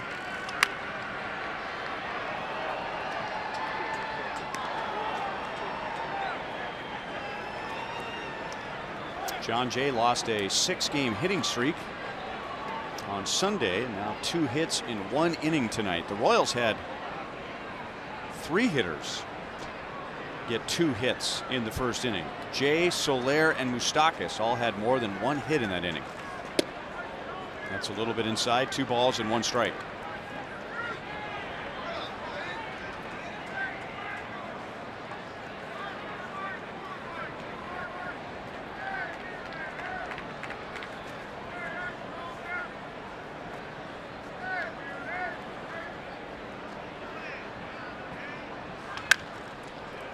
Scope. It's off of his glove, and John Jay has his 3rd hit. Ryan Goins will go first to third. Well, when you hit a ball like that and you're watching it as you're running to first base, you're holding your breath that he doesn't make the play. And Scope, you know what? He has excellent range for a big second baseman. And I'm thinking he's going to make that play, and it just went off the end of his glove, and Jay goes, ah, all right. Sends Goins all the way to third base. Less than 2 outs, chance to score him here.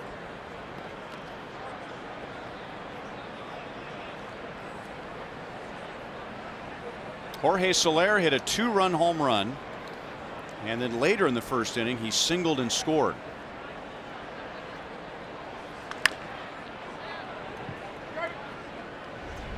Here are the Dodge drives of the game from the first inning. Soler, Moustakas, and Perez were back to back to back, and then 3 batters later, Alex Gordon. Boy, that's great. You'll take action like that anytime, but man, to start the game on the first game of this road trip in 6 games here, excellent. Goins had to get out of the way of that. So they teach you to stay in the foul ground if you're, third base runner, because if you get hit and you're on the line or in fair territory, you're out. So see where he is. He's way off on the grass, just in case you have to wear one. And with those hit speeds coming at you, it's pretty easy to be done. That one's behind Goins. See what he's saying? I need a mask. Give me a mask for my face. This guy's going to hit me.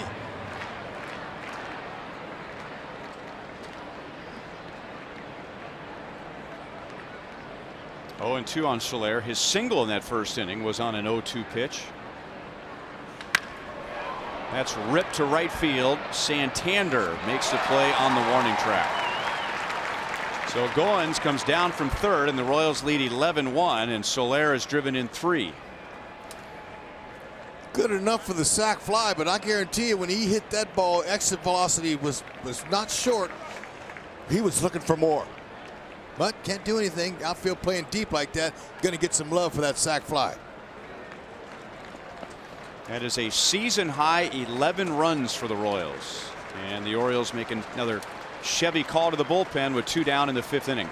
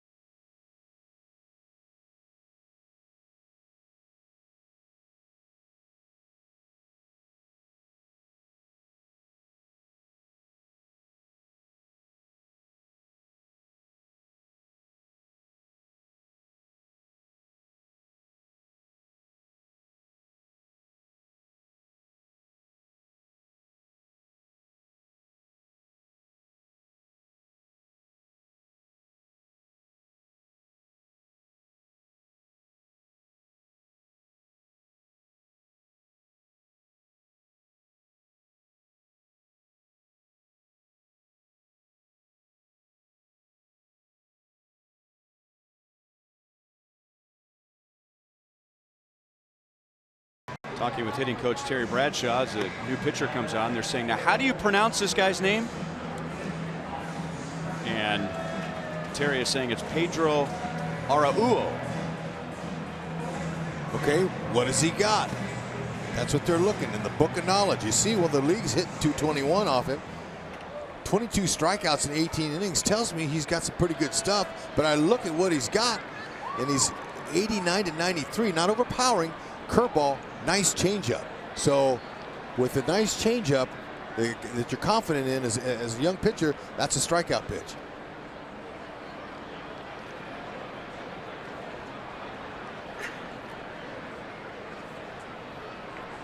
He is originally out of the Cubs organization, signed out of the Dominican Republic. Mike Moustakas hits it deep to center field. Adam Jones leaps. It is over his glove, and Mike Moustakas hits his second home run of the game and the 5th for the Royals tonight.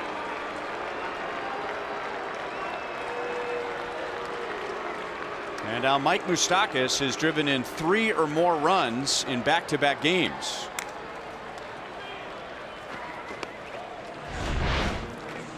Moose's 8th career 2-home run game on a sinker that didn't sink. Matter of fact, it sunk over the center field fence. The Moose is loose. Had a feeling it was going to happen. And this is just game 1. But hearing the Moose chants in the crowd, there's no doubt. Look at everybody in there. Happy. Cherish it. So 13-1 Royals. Mike Moustakas had gone 10 games and 36 at-bats without a home run, and now he has 2 tonight and 5 RBIs.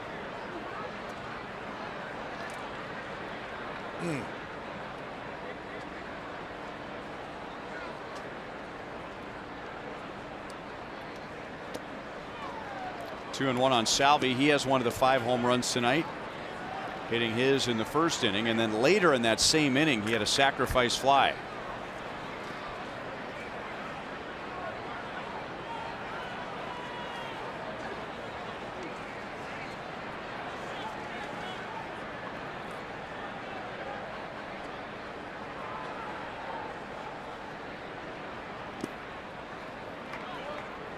Three and one.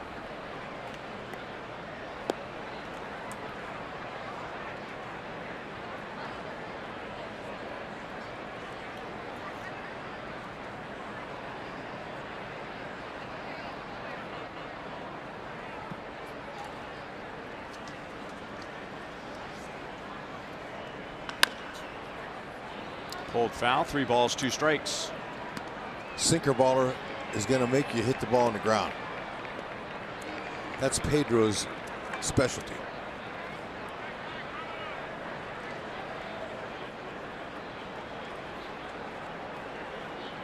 So let's take a look at his changeup. It was a good one. Looked like a splitter. Sure did. So Perez strikes out, but Mike Moustakas hits a 2-run home run. The Royals get 3 more in the 5th inning. Perfect swing.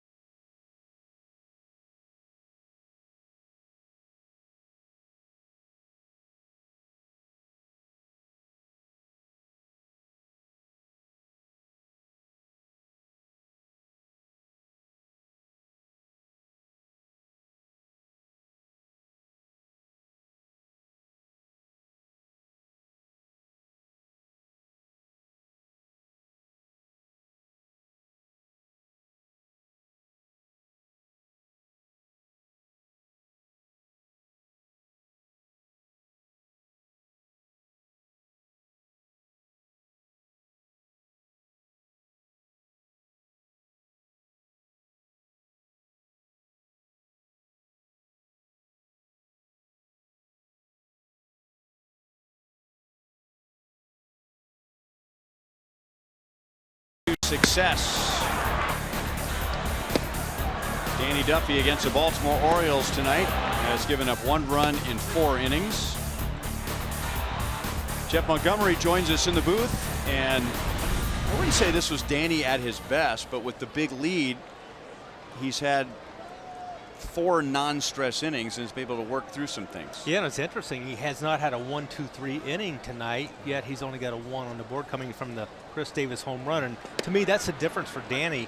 You know, he's had issues this year with controlling the big inning. He's really not been able to control damage and, you know, stop the bleeding and a lot of crooked numbers when he gives up runs. So tonight, able to work through some, you know, some innings where he's had some base runners. Tomani, what do you think about the long layoff early after he comes out of the bullpen to warm up before the game, and his teammate spots him a 10-0 lead? It actually brought back some memories from one of my old teammates, Tim Belcher. Would always walk around the clubhouse on a day he pitches and would say, "Guys, I've never lost with 10 runs." And sure enough, he goes out and gets 10 runs in the first inning. If Belcher's watching, I'm sure he said, "I like that." Danny gets his 5th strikeout as he gets Jones to begin the bottom of the 5th inning. Yeah, I'd like to see Danny when he has a situation where he can expand the strike zone and really make hitters hit on his terms. Great effort for Danny right there.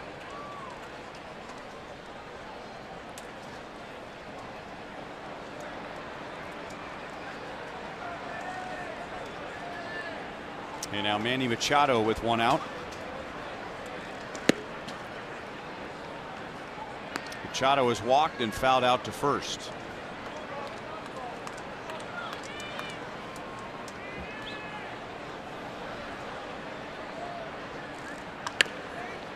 Breaking ball stayed up, and Machado pulls it foul off the side wall. Monty's really burying that back legger tonight, that back leg breaking ball. That's been a key for him in tonight's game against the Orioles. And I've seen a couple of guys really buckle their back leg trying to get out of the way of that. So he's throwing it for a strike, and then he's burying it too at times. Right, and the whole key is you have to at least make it appear to be a strike out of your hand, then it has to finish out of the strike zone and essentially weak contact or no contact. And that's, to me, been Danny's issue a lot of times this year. He's missed in the middle part of the plate. When Danny's on, he's always got that change up. It's finishing out of the strike zone, or else at least on the lower quadrant of the strike zone. As a result, he gets a lot of easy ground balls, a lot of easy outs. And Hud, I heard you talking about his record strikeout game against the Tampa Bay Rays. Remember that night his changeup was just incredible, but they were swinging and missing, but not a lot of strikes. Alex back in front of the warning track makes the play. That's a 7-pitch 1-2-3 5th for Duffy.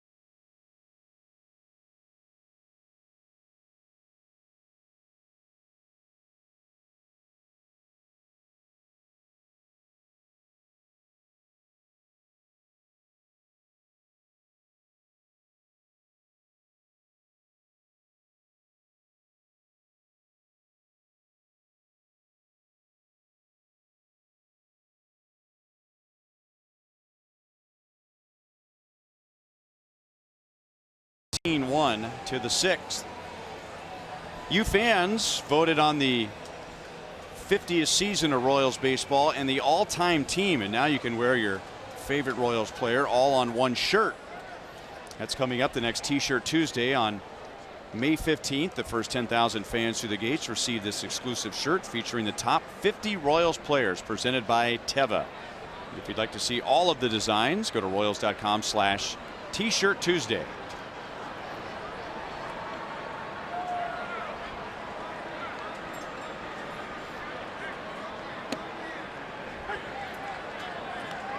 Breaking ball for a strike to Lucas Duda. He walked and scored in that 10-run first inning. Otherwise 0 for 2 with a ground out and a fly out.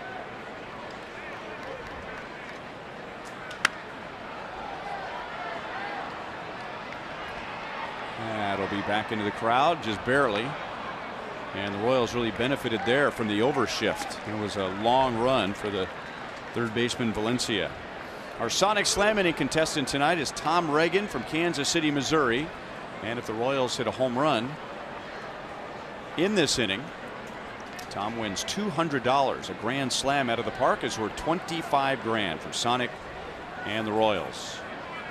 Duda, Merrifield, and Gordon are coming up. There's that changeup which struck out Salvador Perez to end the 5th inning, and now it gets Duda to begin the 6th. Ronnie, this young guy, he's got a changeup. Now, he had way more strikeouts than innings pitched. Usually that's a good sign you got some kind of super pitch. Most guys have above average power. This thing, at bottom is false. It's like a screwball. Yeah, he's really able to sell it with the arm speed. It looks like a fastball coming out. He's got great life on it. Very difficult for any hitter to pick that arm speed up. Doesn't matter how hard you throw, you can sell that changeup easily if you have the same arm speed. Especially against a left-handed batter that's going away from him like that. That's a super weapon for a right-handed pitcher facing a lefty. Yeah, and it's one of the most, one of the last pitches a lot of times that guys are able to refine at this level. Guys who maybe have been like fastball slider pitchers throughout their career, they get to the big leagues, they figure, hey, I need to throw that one more pitch. I have to have that one more quality pitch that I can throw, especially for a right-handed pitcher against a left-handed batter.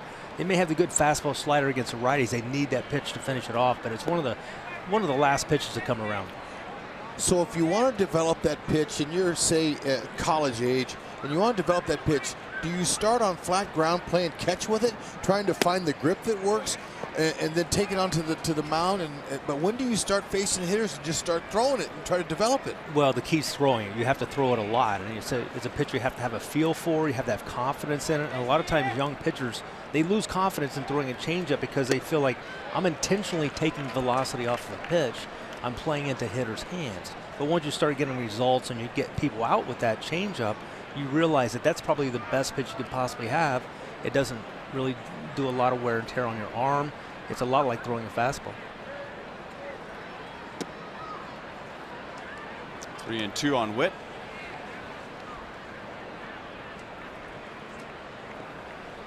But Pedro, he's confident with it. So he's going to throw it here in a full count situation, so it tells you he has confidence in it. That's filthy. Whitley's saying, what was that? Could you check that ball, please? Looked like the parachute changeup. Gets about halfway there, and the parachute comes out, and the ball just almost stops midway there. Oh, man, no wonder. Now, my scouting report, he said he has an excellent changeup, but until you really see it, you don't really know what it looks like. And this guy's young. He's in the league for the first time. Well, a lot of times the success from a changeup is from lack of velocity, but he has lack of velocity as well as great life, a great movement on that pitch. And now he's got Alex ripping and missing at that change. Alex hit a 3-run home run in the Royals' 10-run first inning. He has another 2-hit game tonight. His only out was a fly out to the warning track in left field.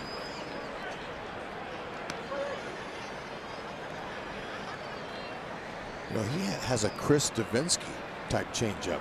Kid for Houston Astros, a kid that's really been a rock star the last few years. Right. He throws that, you know it's coming, you can't hit it.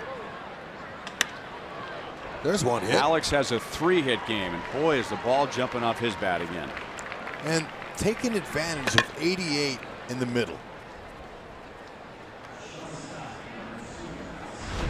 Yeah, it's great to see Alex Gordon making some hay here. Now that he's back from disabled list, looks like a different player to me. Just he's driving the ball, Most of his hits earlier in the season were hits to the opposite field, not a lot of authority. Now he's just anything that's up in that hitting zone, Alex is jumping all over it. With confidence.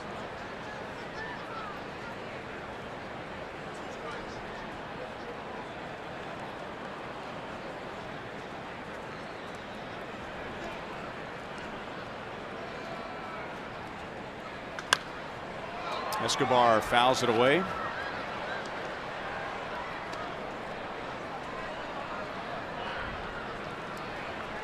Escobar singled and scored in the 10-run first inning. The first 8 Royals reached tonight, and they all ended up scoring. And then John Jay and Jorge Soler scored a second time in the inning. The Royals added 3 more in the 5th. They've hit 5 home runs tonight. In addition to the changeup, he doesn't have much command of it right now, but he has a hard late-breaking slider too. Right, and that's a great weapon against particularly the right-handed batter. You're able to have that pitch going away, then you got the changeup against a lefty. It's almost like you're 2 different pitchers, the right side guys and the left side guys. East and west action. Yep. Work either righty or lefty. Ouch.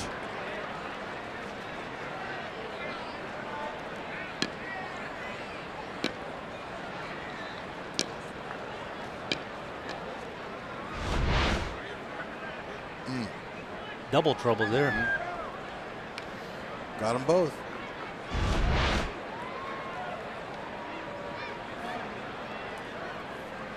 No wonder Terry Bradshaw had a crowd around him when this kid was coming in. New in the league, they didn't know him, and he's telling them the same thing. Watch out, he's got pretty good stuff. Great changeup. And it can't help you when you get up there, even if you know he's got a good one. Still hard to hit. Yeah, if you execute that pitch down on the strike zone like we just saw that one, you're not going to get a lot of solid contact.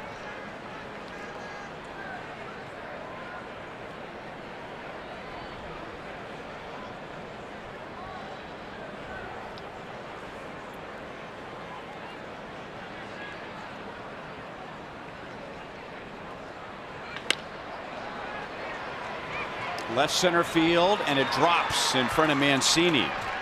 Alex Gordon was going with 2 outs. Alcides Escobar has a 2-hit game. And with 2 outs, the Royals get back-to-back hits. They have 16 hits tonight, and they're not even done with the 6th inning. Maybe got a little bit fooled on the slider down and away, but just enough to get that ball in the outfield. Sometimes a hitter will hit it like you throw it. It's a little slow, and well, he'll hit it off the end and lob it out there and hit a little changeup out there.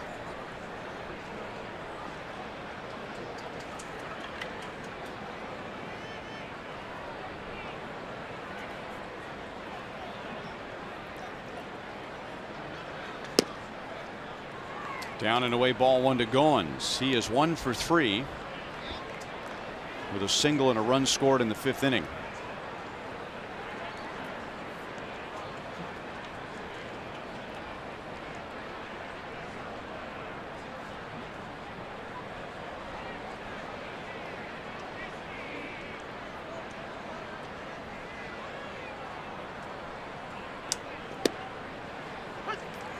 Got the corner, 1-1.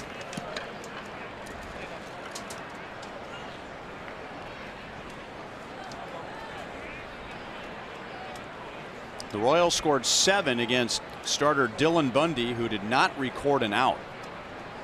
And then they scored 5 against Mike Wright. He went 4 2/3 innings. That'll advance Escobar, not Gordon. And now 2 runners in scoring position for Ryan Goins. And the Royals have scored 1 run against Araujo. I think Joseph, he wanted to throw here because Escobar stopped, but probably was wise he didn't. I mean, there's no need to throw. If you miss him out there, then the run scores. I mean, they're already down by a lot.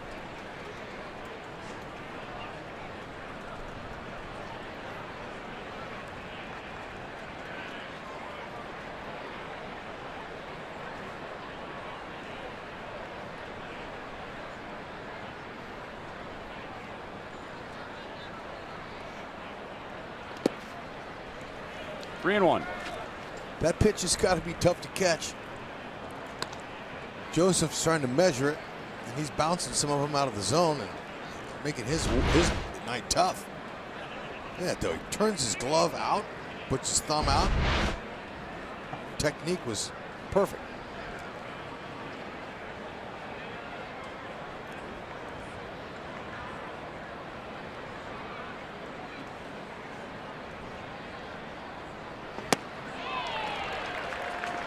That thing is nasty. It reminds me a little bit of Fernando Rodney's changeup when he was in his prime. Because the arm speed is the same, and his body action looks like he's coming at you with a fastball, a violent fastball. And as you said, Monty, it's like it pulls the parachute, and then he comes back with 91, which probably seems like 101 when you're thinking about staying back on a changeup. Well, if you got to protect against a changeup, you're in trouble. Doesn't matter if a guy throws 91; it could look like 101, but really tough to do much with it if you got him off balance like that.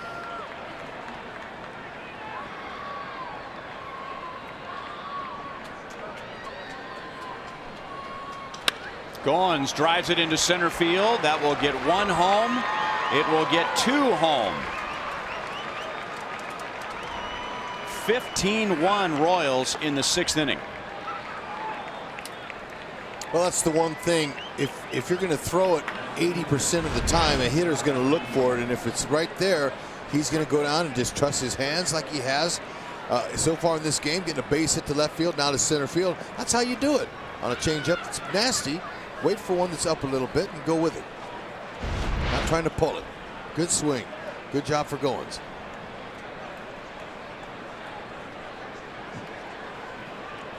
Roger McDowell is out there to have a visit with Araujo.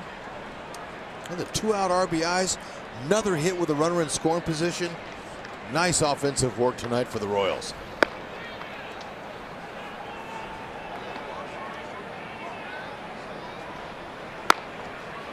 Royals have hit 5 home runs, and they are 4 out of 4 with runners in scoring position.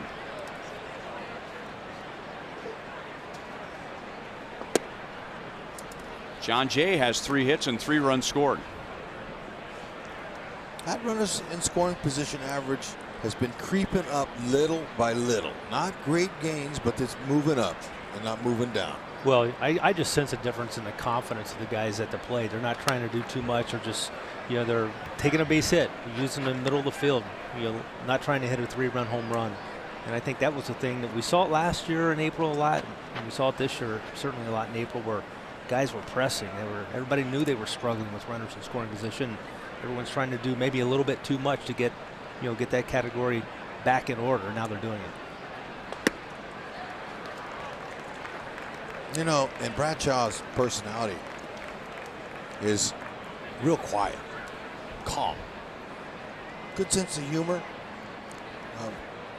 easygoing, and that's been good, I think. He never showed any panic. You never saw him look desperate or anything when things were in such a rough start for his first year as a big league hitting coach. And I think the other advantage he has is a lot of these players from the organization have known him for a long time. And he's worked with a lot of the younger players in the organization, so he has a presence there. But if you're a guy who's a coach or the leader, you don't want to give off any sign that you're starting to panic. Ryan Goins stays put in a 14-run game. Good move. That's smart. Yeah. Why would you rub it in? And there's no need to. He's a guy who knows the game.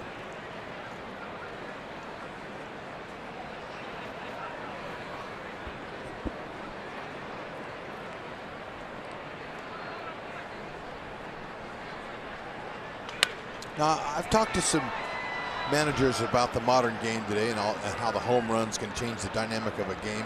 But up by 14, the 6th inning, you have to use common sense and baseball sense, and that is to not rub it in on your opponent. I'm not going to say the Orioles couldn't come back in this one, but that's what you do on a ball like that gets away from the catcher 10 feet in a close game. You don't go. Well, there's 2 strikes and 2 outs. But I'd like to have this discussion with the two of you, because there have been a lot of incidents lately about the unwritten rules in a blowout game. So I'd love to get a hitter and a pitcher's perspective on that.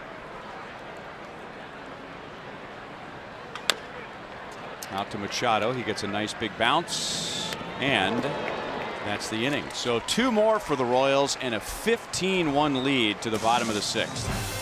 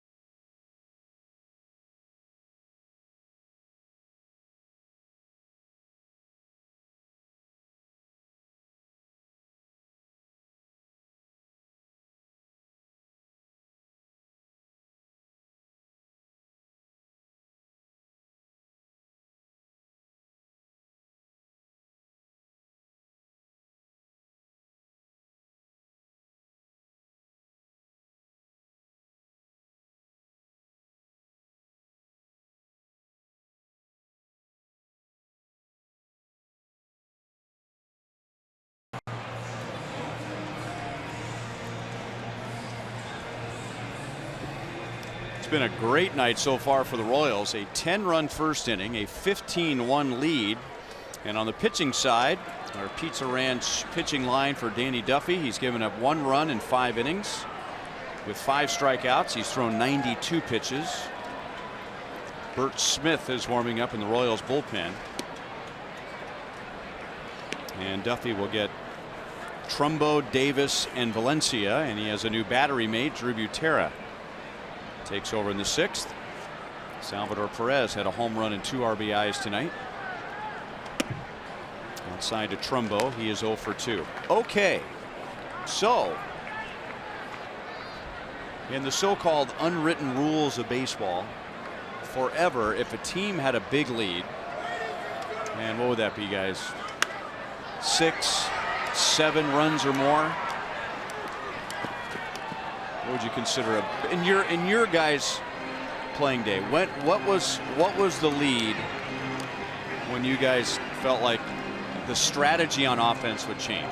Mine was always thinking if it's 5 runs or more in the second half of the game. So in other words, 6th, 7th, 8th, and 9th inning, if you got a 5-run lead, then let's not rub it in. I know a lot of times early in the game, just like tonight, you can't stop scoring runs early in the game because, as you guys mentioned earlier, the Royals had a 10-run first inning and lost a game. So it's going to happen where teams are going to battle back and get some things. That's why, to me, Danny Duffy was so important tonight, going out and getting through those early innings of the game and not allowing these guys to have a fighting chance to get back in it. Bud, what about you? Yeah, and Monty, I'm a couple runs over a slam. But one thing that won't change is hitters trying to hit the ball hard, and if it goes out of the park, it goes out of the park. I'm talking about steals where you get into trouble when there's leads like that. This is what we saw. Goins not going on the wild pitch there. They got by the catcher. Right. Stealing a base when you don't need to. That's what gets you in trouble. What about bunting for a base hit? That can be in that category as well. Okay,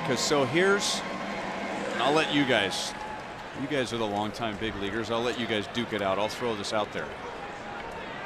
From a pitcher's point of view, I think most would agree with you. Traditionally, you're looking at a 5, 6, 7-run lead. You're in the second half of the game. You're not stealing anymore. You're not advancing on a ball in the dirt that's a couple of feet away from home plate, right? You are not maybe taking extra bases. And you're not trying to bunt for a base hit. Right? Am I right? That's the traditional thinking. Okay, well now you have all these overshifts. So the defense is doing everything they can to get you out. The pitchers are still throwing breaking balls and sliders and changeups. So if the pitching and the defense is going out of their way to get you out, why can't you drop down a bunt then? Yeah, I can see the point there because the game has definitely changed with regards to all the overshifts. And it's not like the pitcher saying, hey, we're not trying. The defense is obviously they're trying. So, as a hitter, you have to do everything you can because obviously it's a numbers driven game. You have to try to do as much as you can to build your numbers. And another example is like a runner on third base, a fly ball to the outfield. You can't just not score when it's a sac fly because you're going to take a bat away from that guy. Yeah. We'll continue that conversation in just a moment. Andy Duffy with 101 pitches comes out after 5 in the third innings. By the way, that last play was a 3-5 force out at second base due to two Moustakas covering. So it'll be Bert Smith coming on with 1 on, 1 out in the 6th.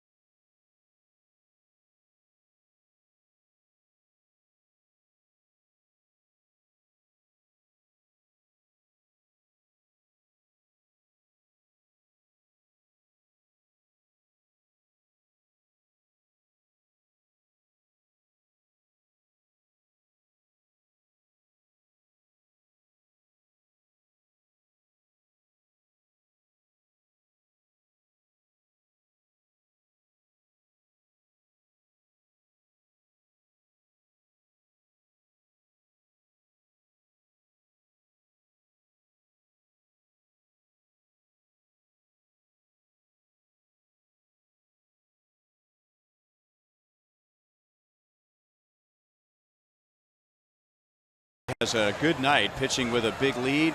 Handshakes and hugs for him and the Royals dugout. The best pitching performance so far in baseball by a lefty, James Paxton, who is Canadian and grew up a Blue Jays and Mariners fan, pitching for Seattle. And look at that great play by Kyle Seager to get Kevin Pillar. That was to end the 7th inning. And Ryan Healy, the first baseman, he's pumped up too. And now Paxton has a no-hitter through 8 at Toronto. And only 92 pitches. That's got to happen in your own homeland. Pulling for the Canadian, huh? No question. His nickname is Big Maple. James Paxton, the maple leaf being the symbol of the Canadian flag. Only baseball can do that. That's beautiful. Ooh, man, look at Birch. Huh? Monty, what a presence he has. He's firm. He's strong. You can just tell by the way he delivers. He can locate. He's going to be a big addition this year. He's got tremendous stuff, no doubt about that. He's got a big yak, and that's another word for a curve. Ooh, there it was there. All right, Hud, so to finish the thought, okay. What do you think? Today's game, have some of those rules changed, the so-called unwritten rules with a big lead, if the other team is still overshifting on you and the pitcher is still throwing curveballs and sliders and changeups? Yeah, and if I'm a left-handed pull hitter and they're pulling me over, I'm going to attempt to hit the ball on a swing to the hole. I'm not going to bunt. I'm not going to bunt because that's what gets you in trouble. They consider it cheap.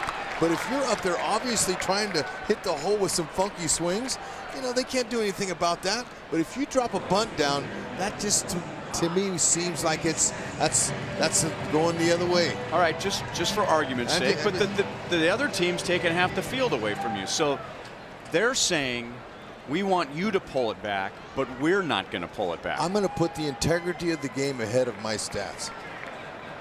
Okay. Not just me. I remember in 1990, I believe that's when it was, when Fernando Valenzuela threw his no-hitter. I'm coming up late in the game.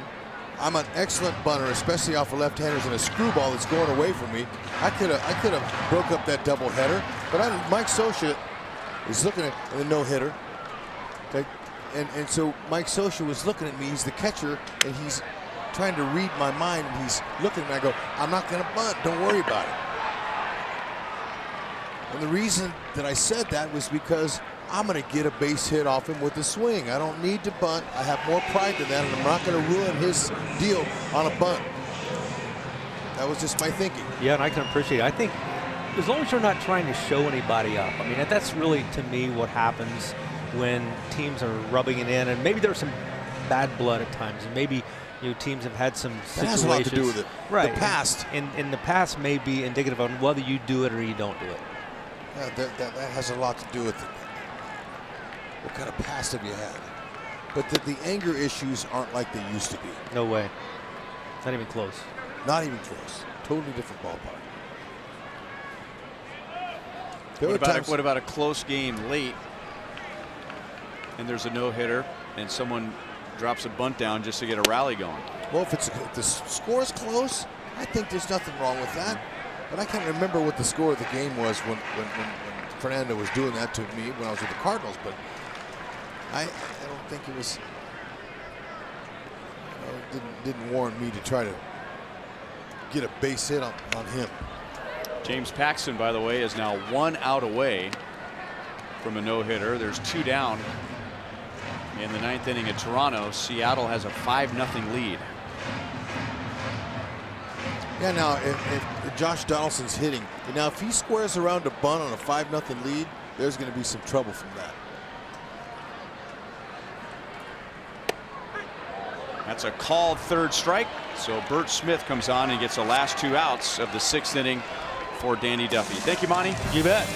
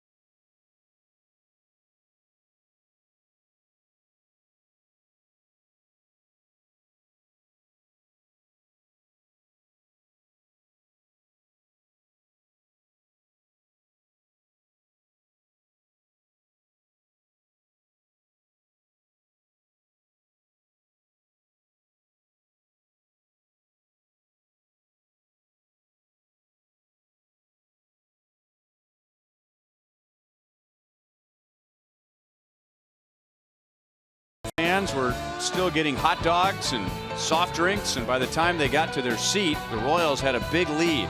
They scored 10 runs in the 1st inning. 4 home runs, at one point back-to-back-to-back home runs. And the Royals have hit a total of 5 home runs tonight. Mike Moustakas has 2. That was his 2nd in the 5th inning. And on the pitching side, Danny Duffy allowed just 1 run and 5 1/3 innings. So 15-1 Royals as they bat in the 7th inning. It'll be Soler, Moustakas, and Butera.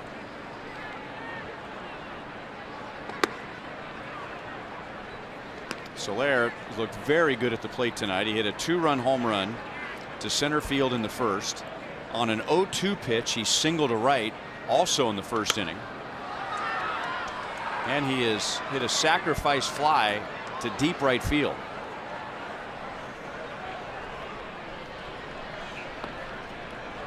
I'll say, very confident.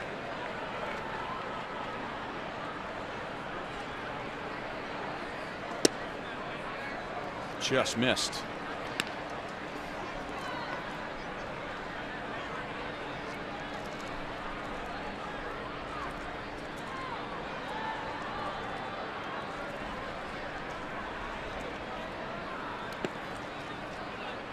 Three balls, one strike. And Soler hasn't walked tonight. Shocker. He's got 20 on the season. That leads the Royals by far. Next closest is John Jay with 13. Whitley with 12. Climb the ladder on him. 3-2.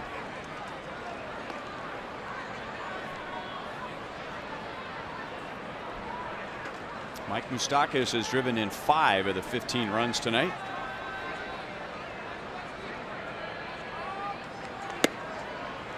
Here's your walk, Hud. Okay. It was due. Our sprint trivia question: who holds the Royals record for most career 5 RBI games? With 9 5 RBI games. For whom?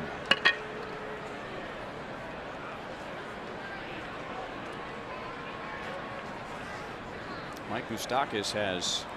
Now, are we talking about exactly 5 RBIs or 5 or more RBIs? 5 or more RBIs. Mike Moustakas has 2 of those in this ballpark.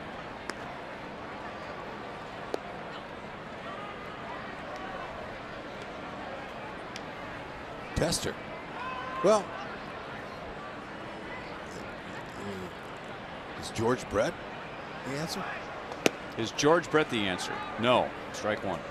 It's always the best guess. Mike Sweeney. Yes! Ding, ding, ding, ding, ding, ding, ding. Way to go, partner. Got it done early tonight. They got nothing so far to start the road trip. Way to go. Well, why not start with, the 2 biggest RBI guys in Royals history? I like it. Attaway, Michael. That's right. Mike and Mike. Sweet. Man, take a break.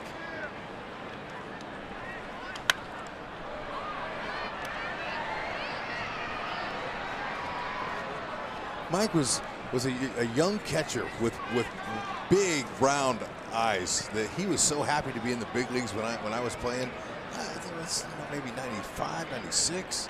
It was his first year. He was a catcher, and he was just happy to be there. I had no idea he had hitting skills like he did. He had 837 RBIs in his career. That's 5th all time, and he has the single season record. He had 144 in 2000. Wow. That's a lot of stakes. Top 5 in Royals history. RBIs: George Brett, Hal McRae, Amos Otis, Frank White, Mike Sweeney. Nice question, fellas.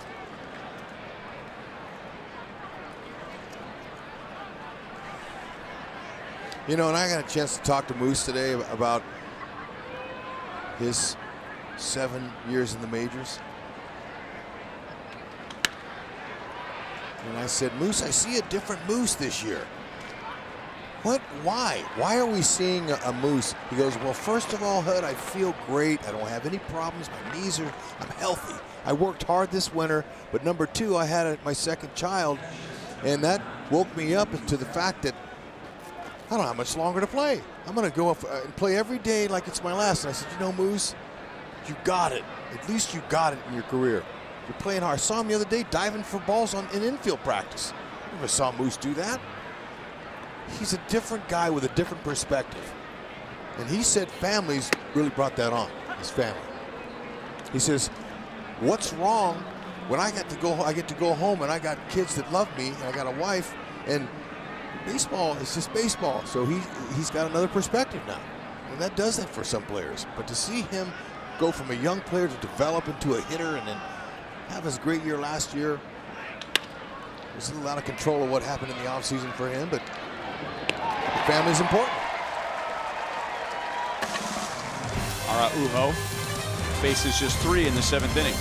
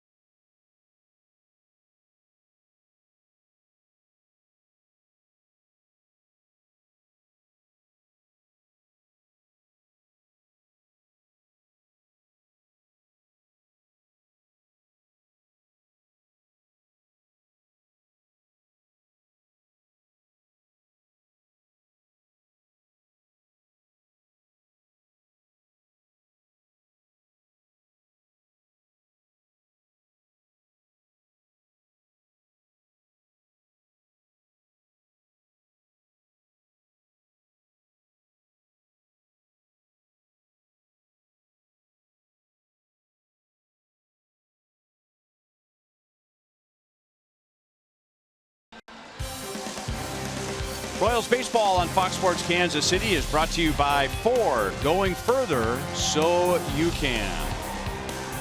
On a perfect night, Baltimore's beautiful Inner Harbor. Time for a game break. Josh Donaldson with the count 0-2 hits it hard, but on one hop to Kyle Seager, and James Paxton, the native Canadian, throws the 6th no-hitter in Seattle Mariners history, and he does it in Canada. He grew up in British Columbia and was much closer to Seattle than he was Toronto. That's pretty good. If that can't bring a smile to your face, nothing can, because look, even the Blue Jays fans against their team, they had smiles on their faces. They may not have cheered like that, but they had that. You could see the look on their faces. They were like happy to see it. I wonder how many no-hitters have been thrown in that ballpark. I remember Justin Verlander threw one a few years ago. I can tell you, thanks to Holtze's exhaustive research, that's the first no-hitter thrown by a Canadian in Canada. Oh, that's just the best. Congratulations.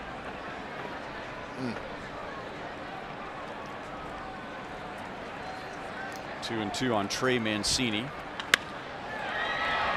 Hit well to center. Alex gets turned around but makes a smooth adjustment and makes a play up against the wall in center field. Baseball fans, young and old, can't help but feel nostalgic when they hear names like Squints, Porter, and Scotty Smalls. Help the Royals celebrate the 20th anniversary of The Sandlot by enjoying a free viewing of the movie on Crown Vision. Stay after the game to watch on June 2nd. That's a Saturday, and you can see the movie from right in your seats. Visit royals.com/Sandlot for details about this special day. On the topic of no-hitters in Canada, remember Dave Steve had back-to-back starts where he lost a no-hitter with 2 outs in the 9th inning. That is a freak. Think about it. Once in your career or something. Back-to-back starts is another. There must have been a black cat in the building or something. That's weird.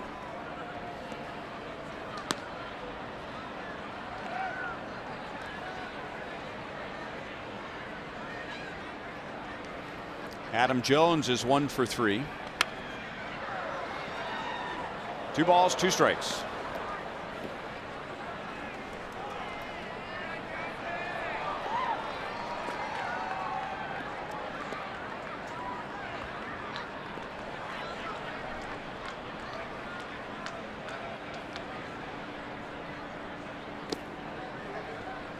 Three and 2.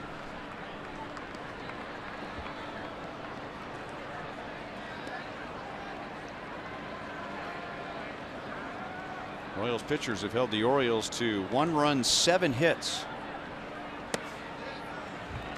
That is a very, very rare walk for Adam Jones, as in his 3rd walk all year.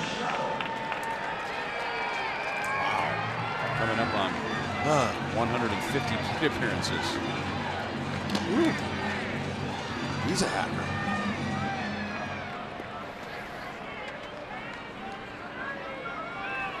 One on, one out. Manny Machado walked in the 1st inning.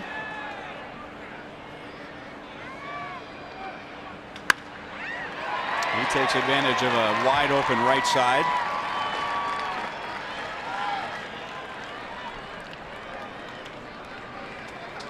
Two on with 1 out. Talk about leading with your hands. That's exactly the way he did that. His hands were way inside of the baseball bat. That's exactly what you do. Especially when you get a pitch. Now, he was probably looking firm, but the fastball might have snuck up on him, especially on his hands. But he's a very talented young hitter, no doubt. Pulled foul by Jonathan Scope. Bad hop. Wasn't your fault.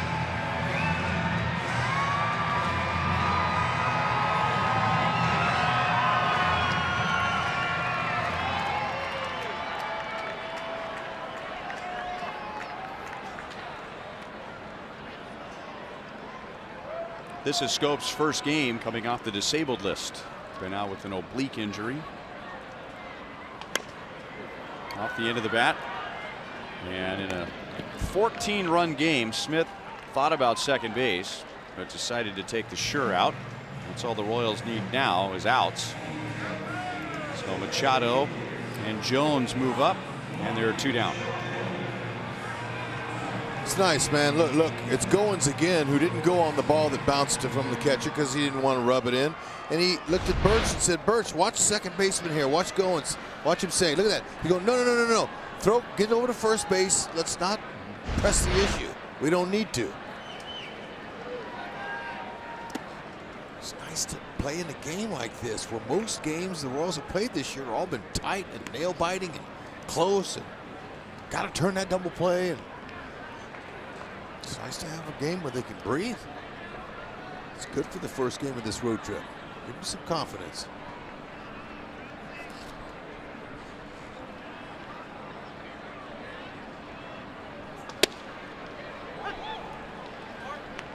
Here's the answer to your question, Hud.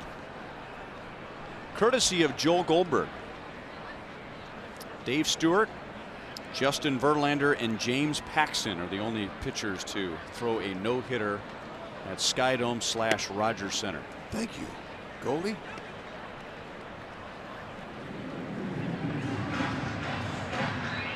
Not many. When was the first year of that building? 90. I think it was earlier than that. I want to say it was maybe 80s, late 80s. 88 or 89.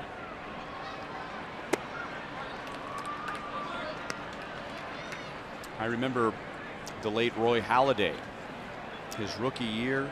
It was, I want to say, like the last week of the regular season. He had a perfect game.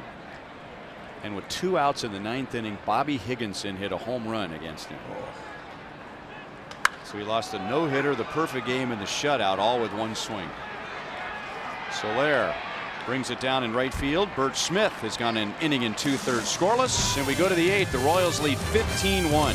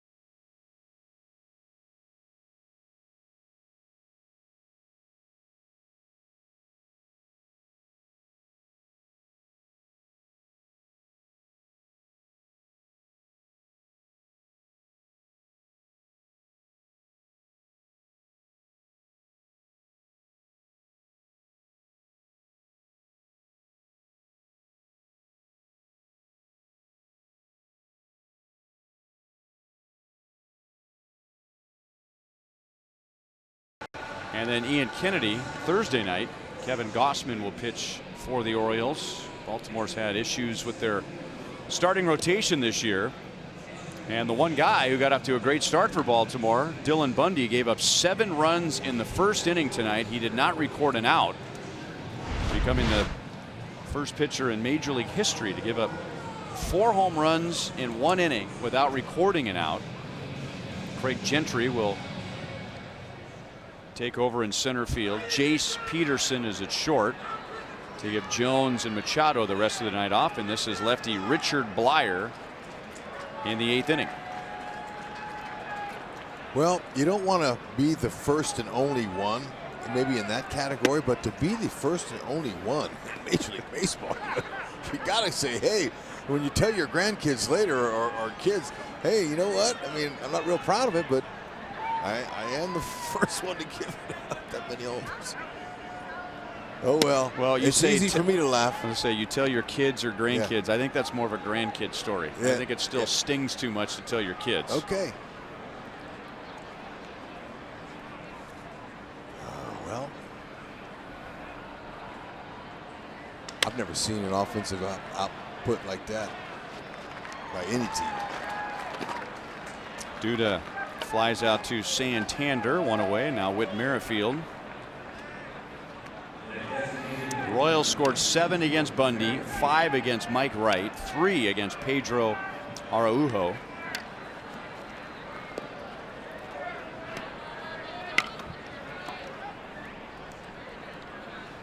Richard Blyer is a man after Rex Hudler's heart, and I'll tell you why after this pitch to Whit. 2 years ago this month, he made his big league debut at the age of 29 after 9 minor league seasons.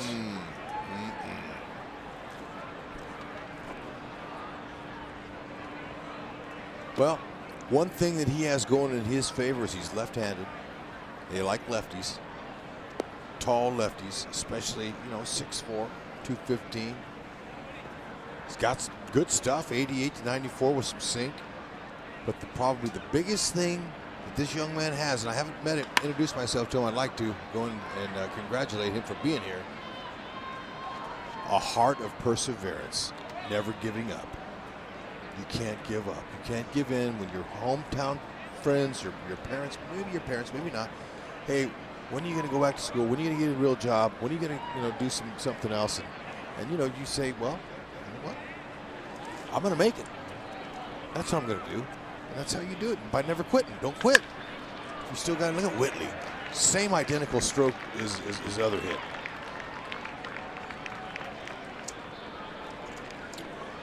Folks, watch every out-of-market regular season game live at home, in the office, or on the go with MLB.tv. Your subscription includes MLB at Bat Premium, allowing you to watch live baseball on your favorite supported devices. Blackout and other restrictions apply. Visit MLB.com for more details.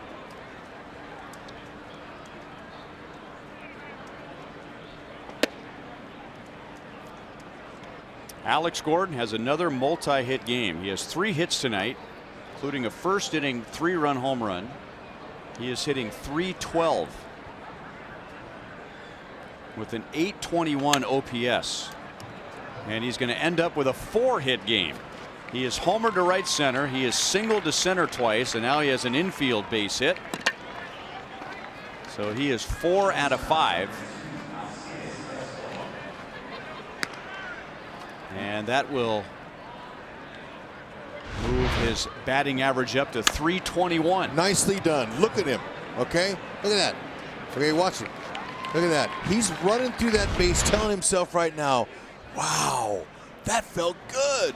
He tried to stay inside the ball, get a base hit to left field, and he was rewarded with an infield hit. And how many times do you hit the ball squarely right at somebody in the pull shift? He hit first base. You could see he was like, wow, here I am. I'm back. That ties a career high for Alex. It's the 12th time he's had 4 hits in a game. 3rd time against the Orioles.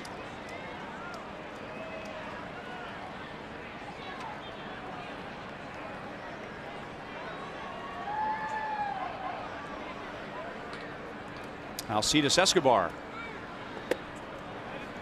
has 2 hits in the box score, HUD. But here's your riddle for the night. Okay. He's had 3 hits today, 2 in the box score. I'll let you marinate on that one. 4-6-3 double play. So the Royals get 2 hits, 1 left against the lefty Richard Blyer. 15-1 Royals to the bottom of the 8th.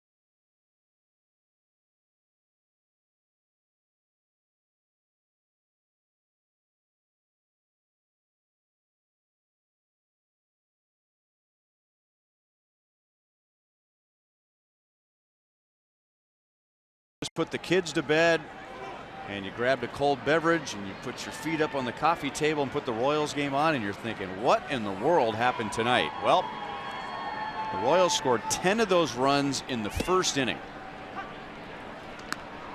4 home runs, 14 batters came to the plate.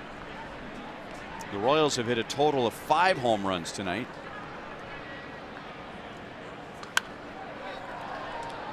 On the pitching side, there you go, 10 runs in the first inning. Soler, Moustakas, and Perez went back to back to back, and then later in the inning, Alex Gordon homered. On the pitching side, Danny Duffy gave up 1 run in 5 1/3 innings. And now Bert Smith picks up his 2nd strikeout. He has pitched 2 innings, going back to the end of the 6th. And as you would imagine, everyone has been involved somehow, some way. Even Lucas Duda's 0 for 4, but he's reached with a walk and scored a run. That's right.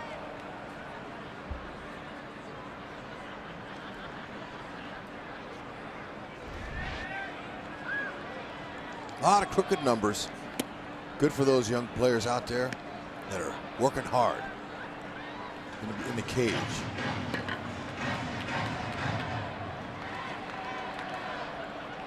Danny Valencia has 2 hits tonight.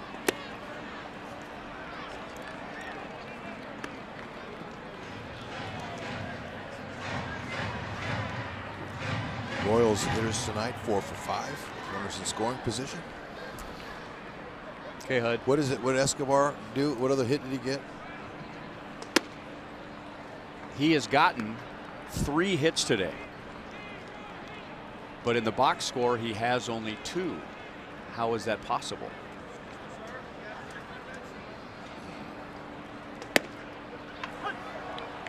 Testing me late in the game.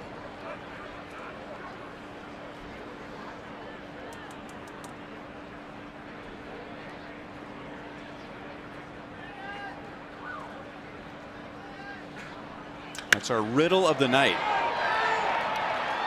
Alex Gordon at the wall in center field, and it's a home run for Danny Valencia. And now the Orioles are only down by 13.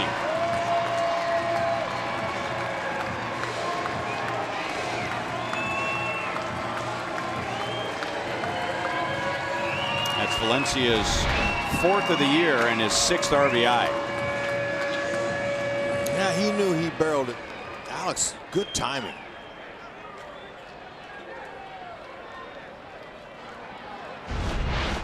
Just not long enough arms. 7 home runs have been hit tonight. And now Santander flies out to Soler in right field. I can't think of how he could get another hit with 2 hits in the box score. You'll have to ask Monty or Goldie.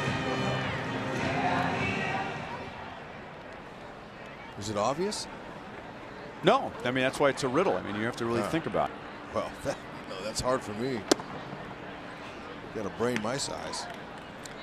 On April 26th, there was a play that was scored an error. The Royals asked the league to take another look at it. That happens for every team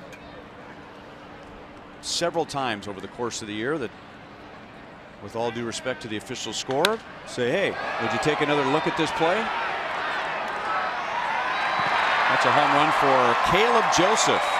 So the Orioles have hit 3 home runs tonight, all solo home runs. They have 2 in this inning. And out is 15-3. Well, the league ruled today that what was first scored an error is now a base hit. So Eske has gotten or received 3 hits today, even though the box score will say only 2. Oh, what a bonus for Eske. I wonder if he'll find someone will have to tell him about that, because he won't know. Oh, he'll know. Hey, did you see that pitch that he hit? That ball was a foot in and down, and that'll just tell you Joseph reacted to that. But what a bonus that is for any hitter to realize that he's been given a gift. Good for Eske. That'll make him smile. 2-1 on Trey Mancini.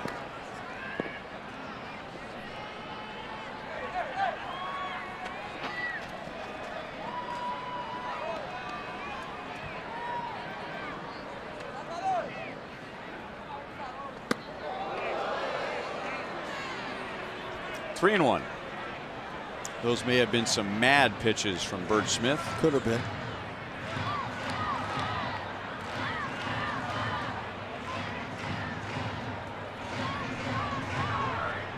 Or could have just got away from him.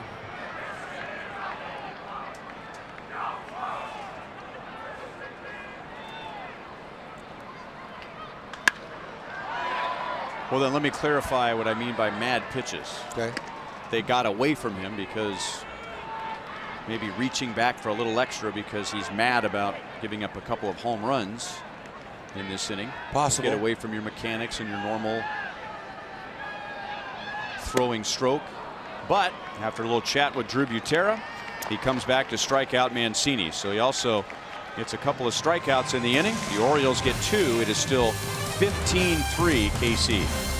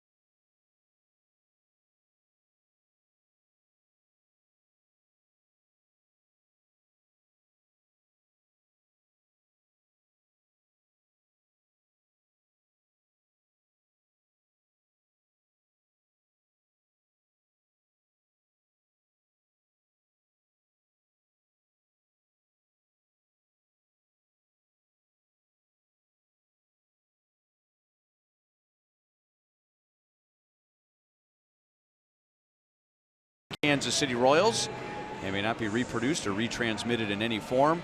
And the accounts and descriptions of this game may not be disseminated without the express written consent of the Kansas City Royals Baseball Club. This is Michael Givens coming on for the 15th time this year and is the 5th Orioles pitcher. The Orioles had to dip into their bullpen with nobody out in the first inning tonight. And, you know, Showalter and the Orioles have a doubleheader coming up this weekend, so they're trying to spread out the innings, but Givens maybe get a little bit of work. Good stuff. And pretty nasty arm angle. That's some 93 to 98 heavy sinking fastball, above average slider, changeup.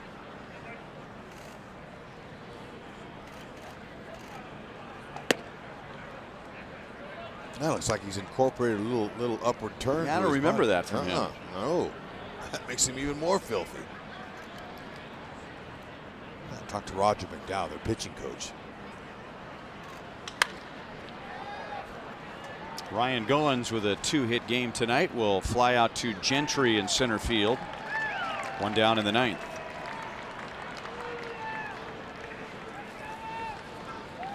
Looks like Blaine Boyer will get the bottom of the 9th inning. Had Bert Smith gone back out for the 9th, in a 15-3 game, he would have gotten a save.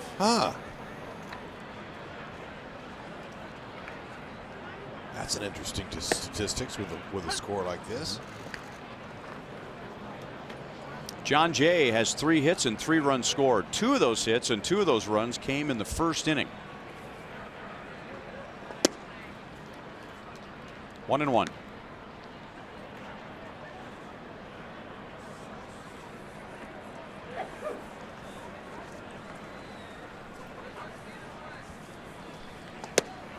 One and 2 on John Jay. The Royals hit back-to-back home runs in the first inning.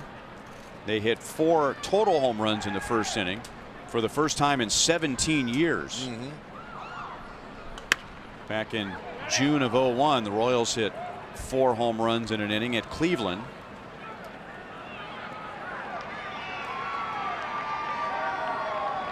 It was the first time in 12 years the Royals scored 10 runs in the first inning. John Jay is down and there are 2 away. And it was the first time in Major League history that a pitcher, in this case Dylan Bundy, allowed 4 home runs in an inning without recording an out. So there was a lot of extra research during tonight's game to figure out when was the last time this, that, or the other thing happened. The Royals came very close, and Ryan Goins hit one right on the nose and lined out to center field in the first inning. If that ball finds a gap, the Royals' first 9 hitters would have reached. That's amazing. And it reminds me of the great line from Dick Allen, big power hitter. Yep. He used to say, all I can do is hit the ball hard. It's up to God after that. That's why he always gets brought into the equation. Jorge Soler hit a 2-run home run in that first inning. He's driven in 3 tonight.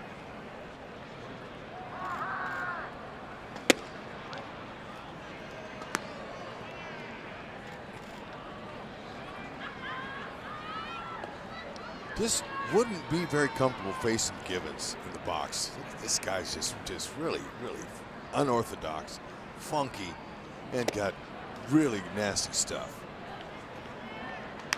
Hard slider at 88, heavy sinker, mid-90s. Can't pick up the ball. Worried about the ball getting away from you, maybe getting smoked with an inside heater.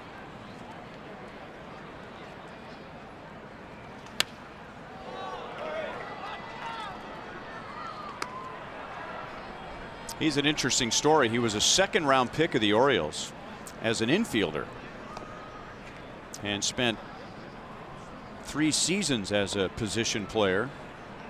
Made the switch to pitcher in 2013. 2 years later, he was in the big leagues. A slide by Peterson over at first base, and that'll be an infield hit for Jorge Soler. So the on-base machine has been on base 4 more times tonight. Fantastic, and he earned it. He legged every bit of that hit out. He hit it hard. Nice play there. Couldn't quite get the grip the first time through, and that's what got him the knock. Watch this, never giving up. How about that?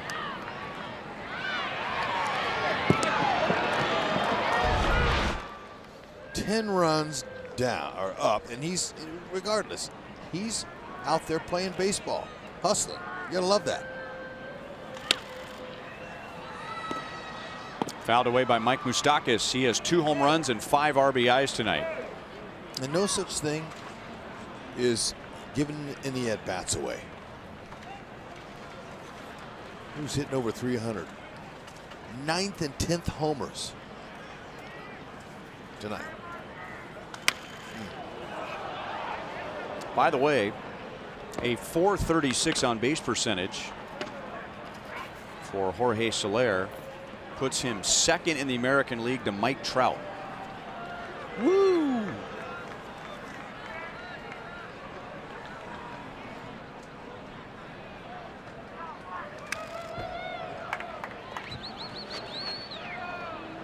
Hip, hip, Jorge. Look at that. That's a baseball body right there. Tall, big, strong, lean, long arms. Or a football body. Yep. Or a basketball body. Right. Ooh, Moustakas is down on strikes. Gibbons strikes out 2, and Blaine Boyer will pitch the bottom of the 9th.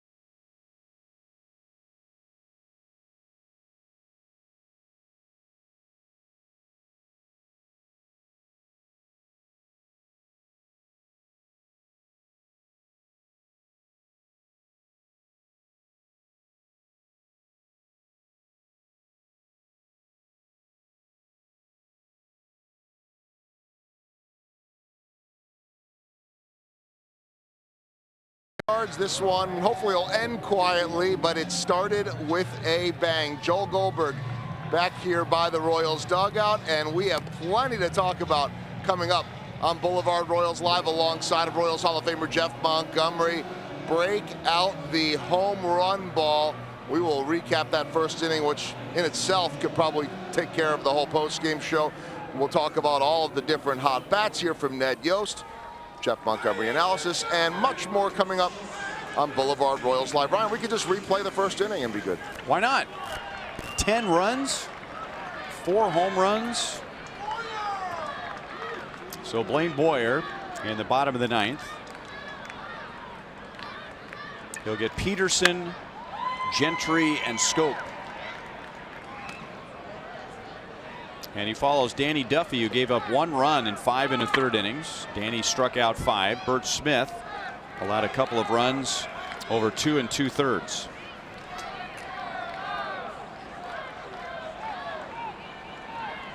Heavy, hard sinker, slider.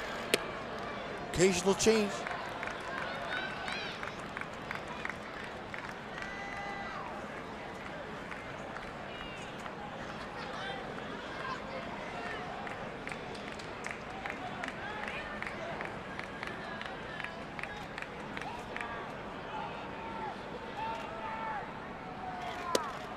The two teams have hit a combined 8 home runs tonight. Royals have 5. And all of the Orioles runs have come on solo home runs.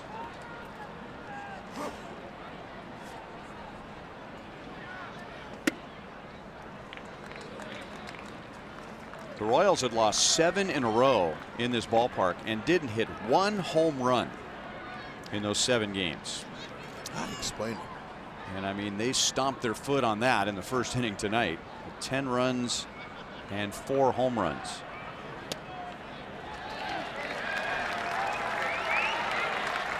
Well, Carlos Torres does not have a 15-3 strike zone. No. That was a strike. Veteran Boyer, he's saying the same thing. He's like, you know, all right, I'll just make this one better. With his sinker, he challenges a lot of hitters, hopes they hit it on the ground.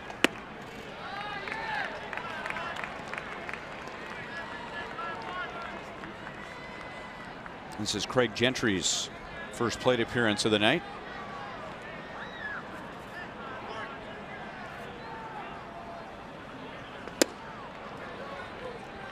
One and one. We haven't seen that kind of break on his slider all year. That's what he's been missing. Early on, when the Royals were struggling, when it was cold, he would spin it and it wouldn't break. Look at the 94 there. That's a good little two-seam run there. That's a sinker. He's getting action on his pitches. This is why he's still here. And they kept him after a 24 ERA in the first 2 weeks. Because they see he's got stuff. They had to refine him. Cal worked on his grip a little bit to work on getting a little more depth on his breaker, on his slider.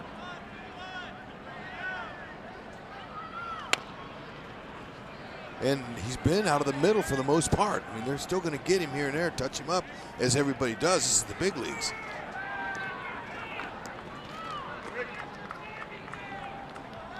Look at those Royal fans in the back there. They have not stopped smiling the whole game. Their face is going to hurt tomorrow. They'll need to ice it.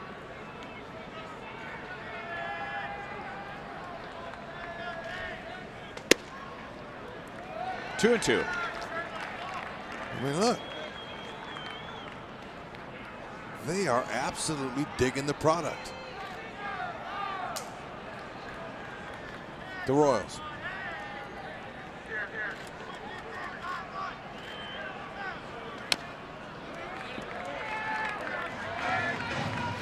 Have you ever had to ice your face?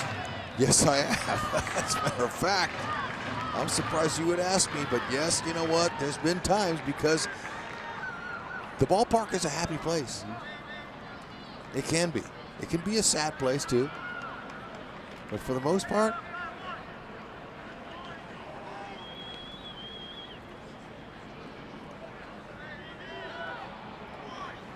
one of the times was in this ballpark. The highlight of my 21-year baseball career was in this park. When Ripken broke the record? Right. I was playing second base for the Angels out in the field when he made his victory lap. A part of history. I'm in the Hall of Fame because the lineup card's in there. My name is on it. I'll never forget that. That's a story we tell forever. My kids know the story backwards. Didn't you catch a pop-up that he hit in that game and you decorated a routine play, and didn't they let you have it for doing that? Well, it didn't really decorate it, and it was not a routine play. I would mind you, I floated to it.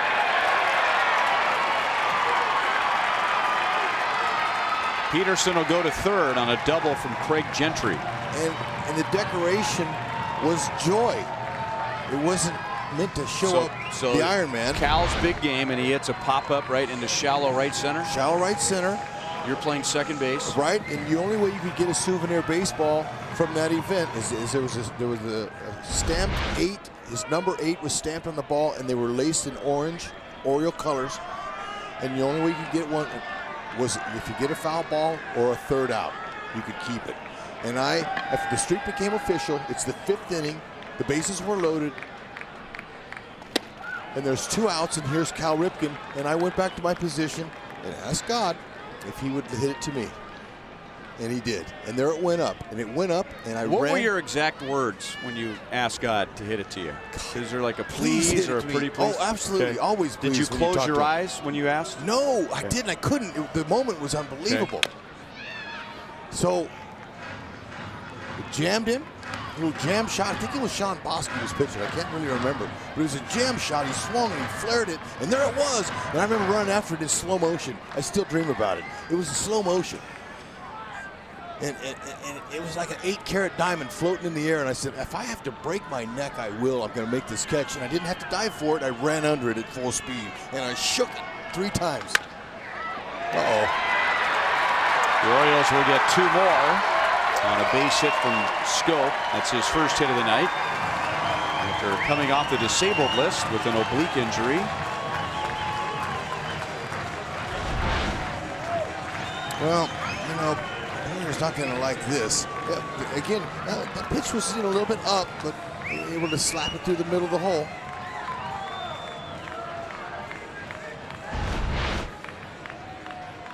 Now, aren't you upset now that you asked me that? I had to tell that story. No, go. So anyway, go ahead. So go through the motions again. So you're there's Junior. So a little pop up and okay, there you go, just like that. And I caught it, and when I caught it, I couldn't believe it. He hit it to me, and I caught it. And I went like this, and I ran off. And I remember hearing 50,000 people boo because they thought I was showing Cal up because I robbed 2 ribbies from him. And they thought I was showing him up, and I was just happy that I got a souvenir. I couldn't believe it. And I ran right in. We were in a pennant race in September with the Angels at 95. We were trying to win the league, and so my teammates were ready to give me a high five. Uh-oh, not again. So they were wanting to give me a high five. I ran right by them and secured my 8-carat diamond in my bag, in my locker, so no one would sabotage me. Didn't you run by the Secret Service? I ran by all of them. They all kind of was little because the president was there, right? And everybody else was there too. Joe DiMaggio, anybody in baseball was there. And when it was over, I was telling my story to the media. 50 media people around. There's Adam.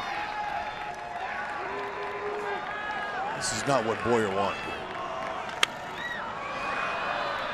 But it's giving us time for you to tell a story. Thank you, Rhino, because it's my special. It was the highlight of my career. So there's 50 media, maybe 30 high, maybe 30. And I'm telling my story. Was it 10? It could have been. Okay. So I'm telling my story, and the bat boy walks up with a baseball bat and hands me a baseball bat, and he said, "This came over from the Orioles. It's from Cal." And I went, what? And I read it, and it was an autographed bat the night he broke Lou Gehrig's record. And it said, to my pal Hud, we go a long way back. You're going ahead of me in the draft. But now I feel like I'm visibly shaken. All my best when you were here, or something like that. Say what? Yeah, it was a lot. It was a long note. It was long, right on the barrel. So I feel like I'm visibly shaken. Yeah, okay. Yeah.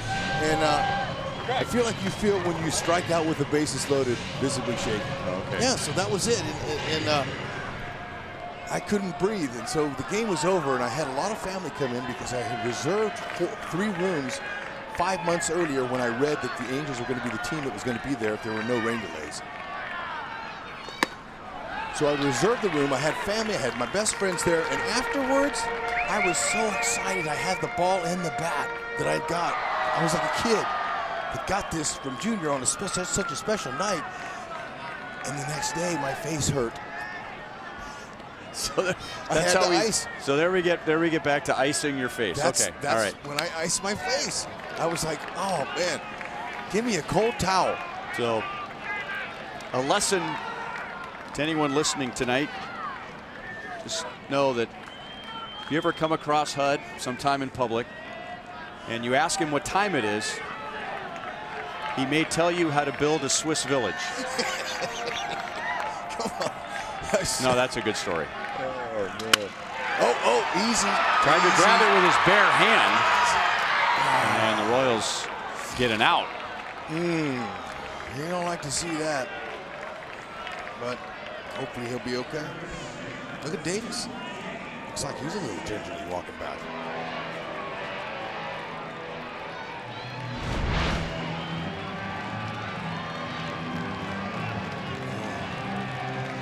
Probably would have recorded an out, but I'm not so sure.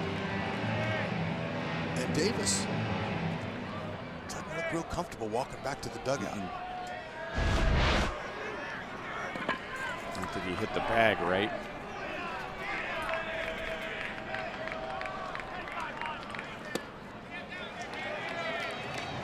So second and third with one out.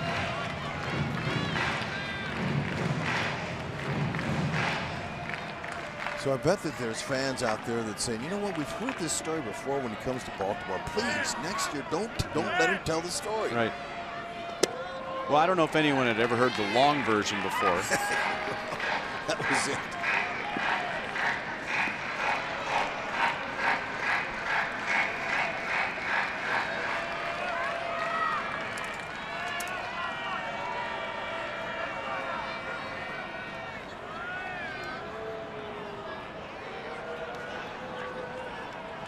Valencia has 2 singles and a home run.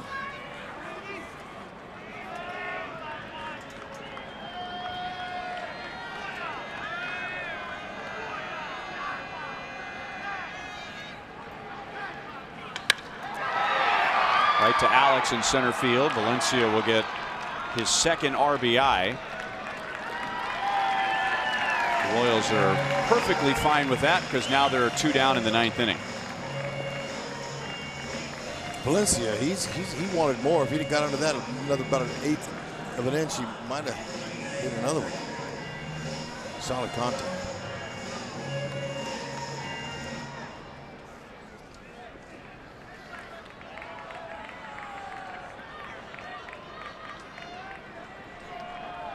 We've had a combined 21 runs and 33 hits tonight. The Royals have 20 hits. The Orioles have 13 hits.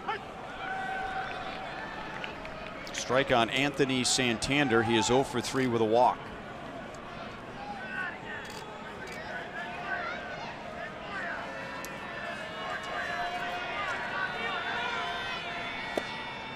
One and one.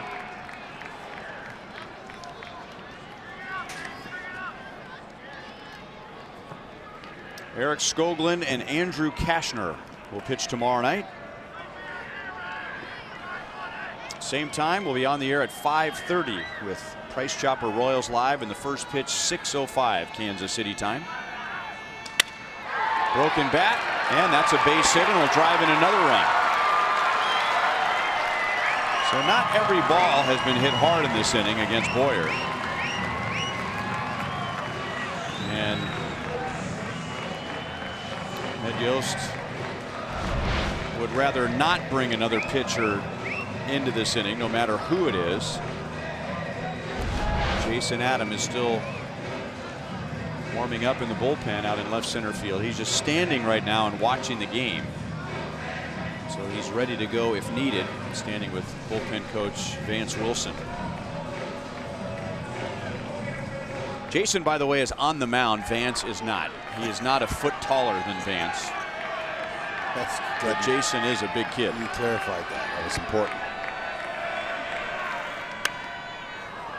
0-1 on Caleb Joseph. He has one of the 3 Baltimore home runs tonight.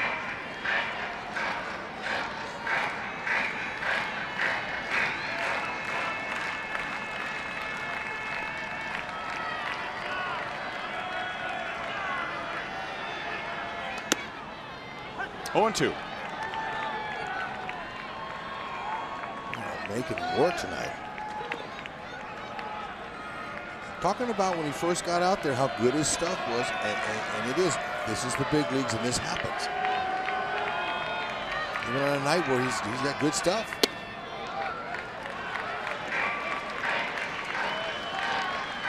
If it happens, you hope it happens in a game like this one. Exactly.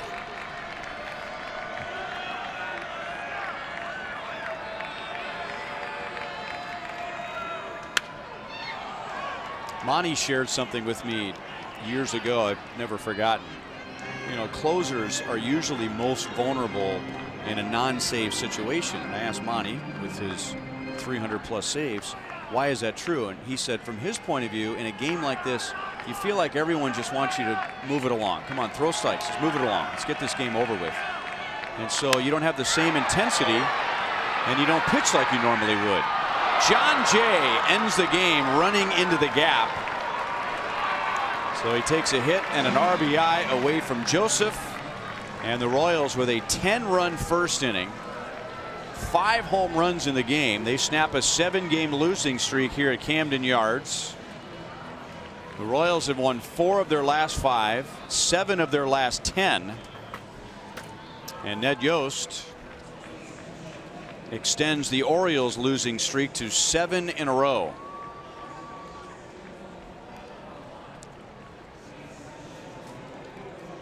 Ho hum, just another day at the office. Look at the Moose. He was loose. Watch for him tomorrow, too.